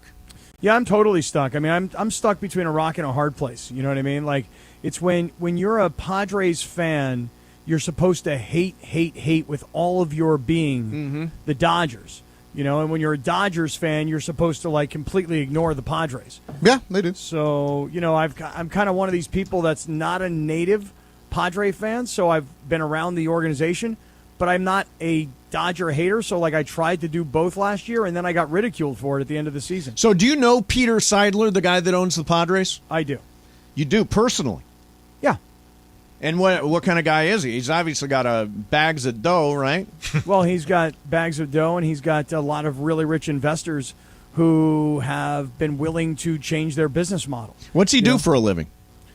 He's like one of these guys who buys up companies when they're at a certain range of revenue, and then he buys them and makes them even bigger and then sells them. Isn't he related to the O'Malleys? He is. He's his grandfather is the guy who moved the Dodgers from Brooklyn to L.A. Oh, Yeah. wow. Wow, Go- I didn't go realize figure, that. Yeah. Yeah, he's into O'Malley family. So, is he a VC guy? Yeah, I think he's. I think that's. What does that even probably- mean? I just hear smart people say he's a VC guy. What Says does the that rich mean? guy. Well, I think he Venture does. capitalist. Oh, venture capitalist. Yes. Don't don't act like you don't. I didn't knows. realize he He was knows. actually asking. Yeah, no, I was not clear on it. Yeah, okay. Yeah. I'm looking up his business right now because it's on Google. I mean, Why you can- doesn't he buy Sided? Long way to come to that, huh? Good job, Mace. Masterclass. He's a VC guy. Why doesn't he buy your Sided? Because him and Gary V got a thing going on, man. He got Xander Bogaerts. He got Juan Soto. He's trying That to still get ain't Cappy Shohei money, though. Ohtani. You, What about Sided? Cappy. I'm trying to decide how much I want to really say about that. Oh, Mace. there's really a thing going on. Oh. Where there is smoke. Ooh. There's smoke. No wonder Cappy's hanging in there with the Padres. It's in his best business. It's in his best business interests. Go Padres. Did you see the story that Shaken wrote in the LA Times about how the Padres have an investment group also where they go and they just invest a bunch of money into different teams? I think there's like 6 different teams, and all they care about is the team making money. They don't care about the team spending money. They want to make sure that the long-term run, the long-term goal is that team to get the valuation of the team up. So eventually, when they do sell or whatever, they sell the people who come in. It's like a hedge fund kind of, where you come in and you. So, like, what are some of the teams? The Padres are one of them. I think the Brewers are one of the other ones. It's like 6 different teams around the NFL in Major League Baseball. It was in the LA Times. Bill Shaken wrote about it. Where this guy is, all he did, put formula together. What teams can we get into lower? As the valuation is going to keep going up and up and up, because Major League Baseball, they're printing money, NFL, they're printing money, but they were able to buy a small percentage of a team as a fund, and then they have that. But they have no say-so on what goes on with the team. They don't care if the Padres are spending all this money on all the players, as long as the valuation of the team goes up and up. So it's like a rising tide lifts all boats type thing. Yeah. They're just trying to make everybody in baseball richer. Yeah. I got to read that, because the way I'm hearing you say it, Beto, is that like one person is the owner of a team, but they own a group Invest that owns in other small teams. That doesn't sound right to me. Well, go read the story, man. I'm with you. I haven't read it. That sounds a little collusional. No, because they have no right. It's like a small percentage that you buy into. It's a fund. I mean, is it? I mean, I'm sure it's more complicated and Very. more money involved in this. But is it like the way like half of Green Bay is technically the owner of the Packers? Kind of like that. Yeah. It was way above my business section, because I only took one class in business. But it's where if you just invest into it, and like the Guggenheim Group, right? The Dodgers. Right. So if you have money in Guggenheim, right, they keep on going up and up and up. It's good. You should explain this in the 6 o'clock hour in detail, Cappy. What do you think? Well, I got to get to this article and read this, because it sounds interesting to me. I just had never heard of it, where like if you're an owner of one team, you can be a small percentage owner of another team. So I'm not sure, like Beto just said. It's just people that buy into a fund. Yeah, I've not heard of that. That sounds like really interesting. Listen, these it's like guys, you and your horses. Well, yeah, I mean, I guess. George isn't here. You're allowed to talk about your horses. Well, I've been trying to get you to buy into my horses. Why don't you buy in this year? It's a lot of money, Cappy. And you already lost money. It's a lot of money. Not And for how'd you. you do last year? I think our investors got a return of about 75% of their money. Ooh, whoa. Wait a minute. So they got plus 75%? No, they got 75% of what they invested. So they were lost left 25%. with 75%. Right, they lost 25%. So why would that be? Why do I want my money to lose 25%? Like, what's my objective there? You don't want that. But when you pool your money, you wind up losing a lot less, and you have a whole lot more fun. And that's what the people who join my group are trying to do. So what's your winning percentage? Have you ever come out on top? We have come out on top, but it's very rare, Mace. Very rare. I just realized, too, that when Beto and I immediately went, ooh, upon hearing 75%, we have no idea what anybody's talking about. No, I do. I'm a horse guy. I'm all about the ponies, man. Yeah. Heck yeah. If I had like degenerate friends that had money, I'd go with them. Yeah. But I just want to be in the winning circle. That's all. See, but that's just it right there, Mace, is that most of the people who come into our horse racing group, they do it because they're like, I want the thrill of being in the winner's circle. I want to take that picture. I want to have it hanging on my wall. And then when you put in 20 grand and you get back 15 grand, you're like, you know what? I had $5,000 worth of fun. Pretty damn good. So I have a picture on my wall of me, Ireland, my mom, a bunch of other people with our very first horse flown abroad. And what's weird is I've got a cast on my leg, because that's right after I had had that accident where I broke my foot. So I've got a cast on, but I do own that picture. Okay, and was that at Santa Anita, or was that was at the old Hollywood Park? Oh, old school. Back when there used to be a track. Dollar nights at the track at Hollywood Park. Friday night. Did you go there? Yeah, Friday night would be like Berlin would play. Yeah, it was K-Rock night. It was K-Rock night, and if you were under 30, it was a dollar night. Dollar beer, dollar dogs. Richard Blade was hanging out. Yeah. Berlin was there. There'd always be like the offbeat bands from, it's like the Thompson Twins. Yeah, something. Kasha Gugu. Yeah. Oh, no, that was good. It was, and then they wound up putting slot machines in at Hollywood Park, I'll tell you, didn't they? I went over to Hollywood casino, Park when my brother was here. I killed it at the poker tables. They've done a great job. It's nice. Yeah, Hollywood Park Casino is really, really nice now. And you could see that Ballmer building growing up there. The Sphere. Place with all them bathrooms. So many bathrooms. That place is going to be so cool. I have a friend that's doing the construction on it. Oh, really? He's like, it's just ridiculous the amount of money they're spending on the labor, because this dude is getting paid. Mason and I were talking about this before the show began, about how stadiums, because technology advances so fast, it takes no time at all for these state-of-the-art stadiums and arenas to become obsolete. Oh, absolutely. Like SoFi seems like something out of this is sports in the year 3000. It's not going to be that long before SoFi feels kind of quaint. Well, a few years ago, I worked a fight at Jerry's World, and I thought, wow, Cowboy Stadium, 50-yard line, this is amazing. Nothing ever going to beat this. And I see SoFi, and Jerry's World feels. Yeah.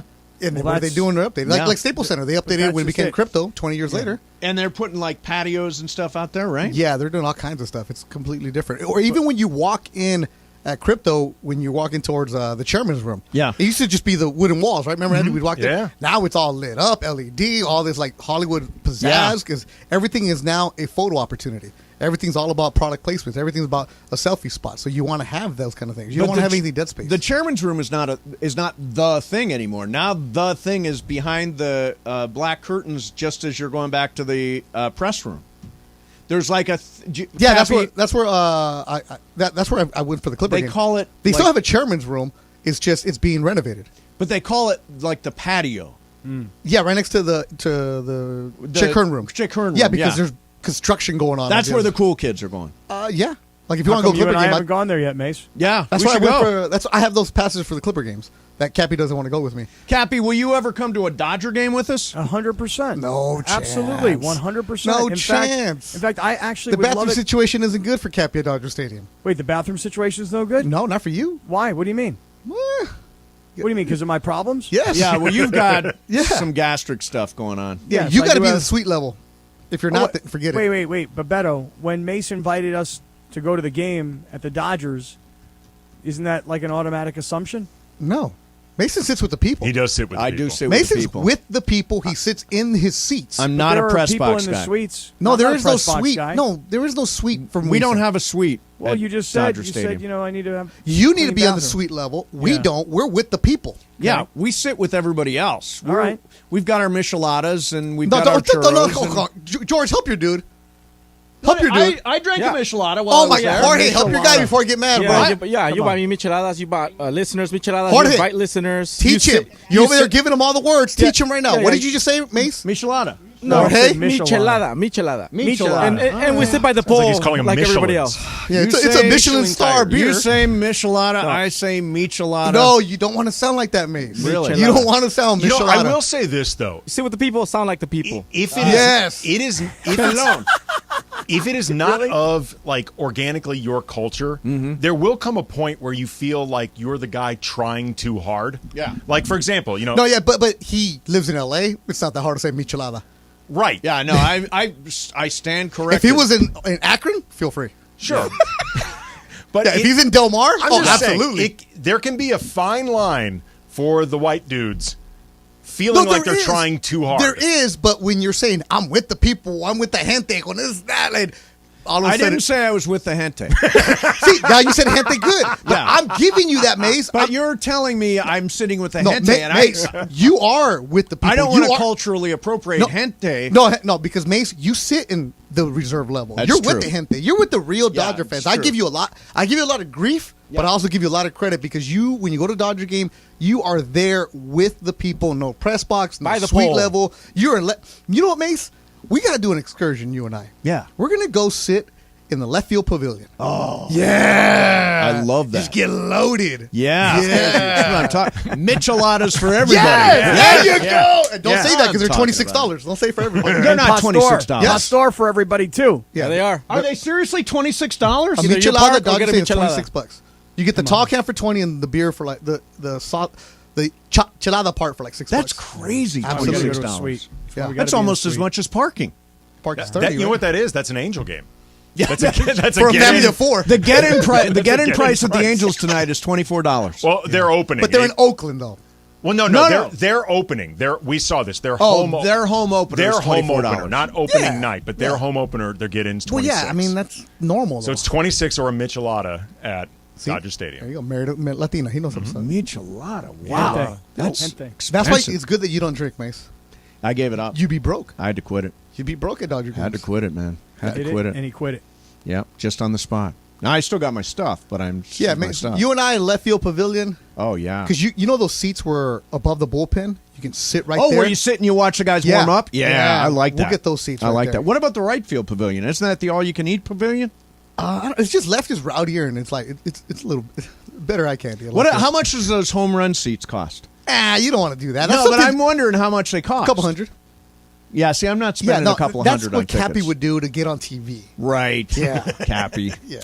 Clearly doesn't know me from anything. Oh, I would says the never guy. pay. What were you at the Padre game? Yeah, but I would never pay for that. Front row. You're in LA. You don't have juice like you do in San Diego. Right, but that's what I'm getting at. You clearly don't know that I'm either going to get it the way I get it, Cap, or I'm not going to get it. Cap, you're not going to get it. You don't have juice, man. If anybody's getting it, it's Mason. Yeah. So, Cappy, are you going to come to a Dodger game with us? Sit with the 100%. gente? The gente, me and los gentes. Oh, yeah.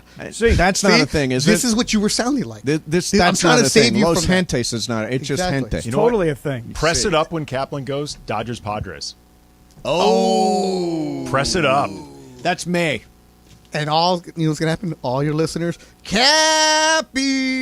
Yeah, that's right. Seriously, Cappy's going to end up the most popular guy at Dodger Stadium when he shows up. We can, and then we'll do the reverse. We'll go to that cute little Petco Park you have down there. Well, with all the Dodger fans? You with all the Dodger Yeah. fans. Also a Dodger home game. Yeah, exactly. Cappy, what do you got coming up today? Anything stupid? Oh, dude, you have no idea. This guy. Beto knows, and I'm going to get to this coming up. I don't even want to talk about this. But I've had a major dilemma going on here with trying to decide if I'm going to go to the Final Four. And Jim Nance has sort of promised me. Jim Nance promised you that you could go to the Final Four.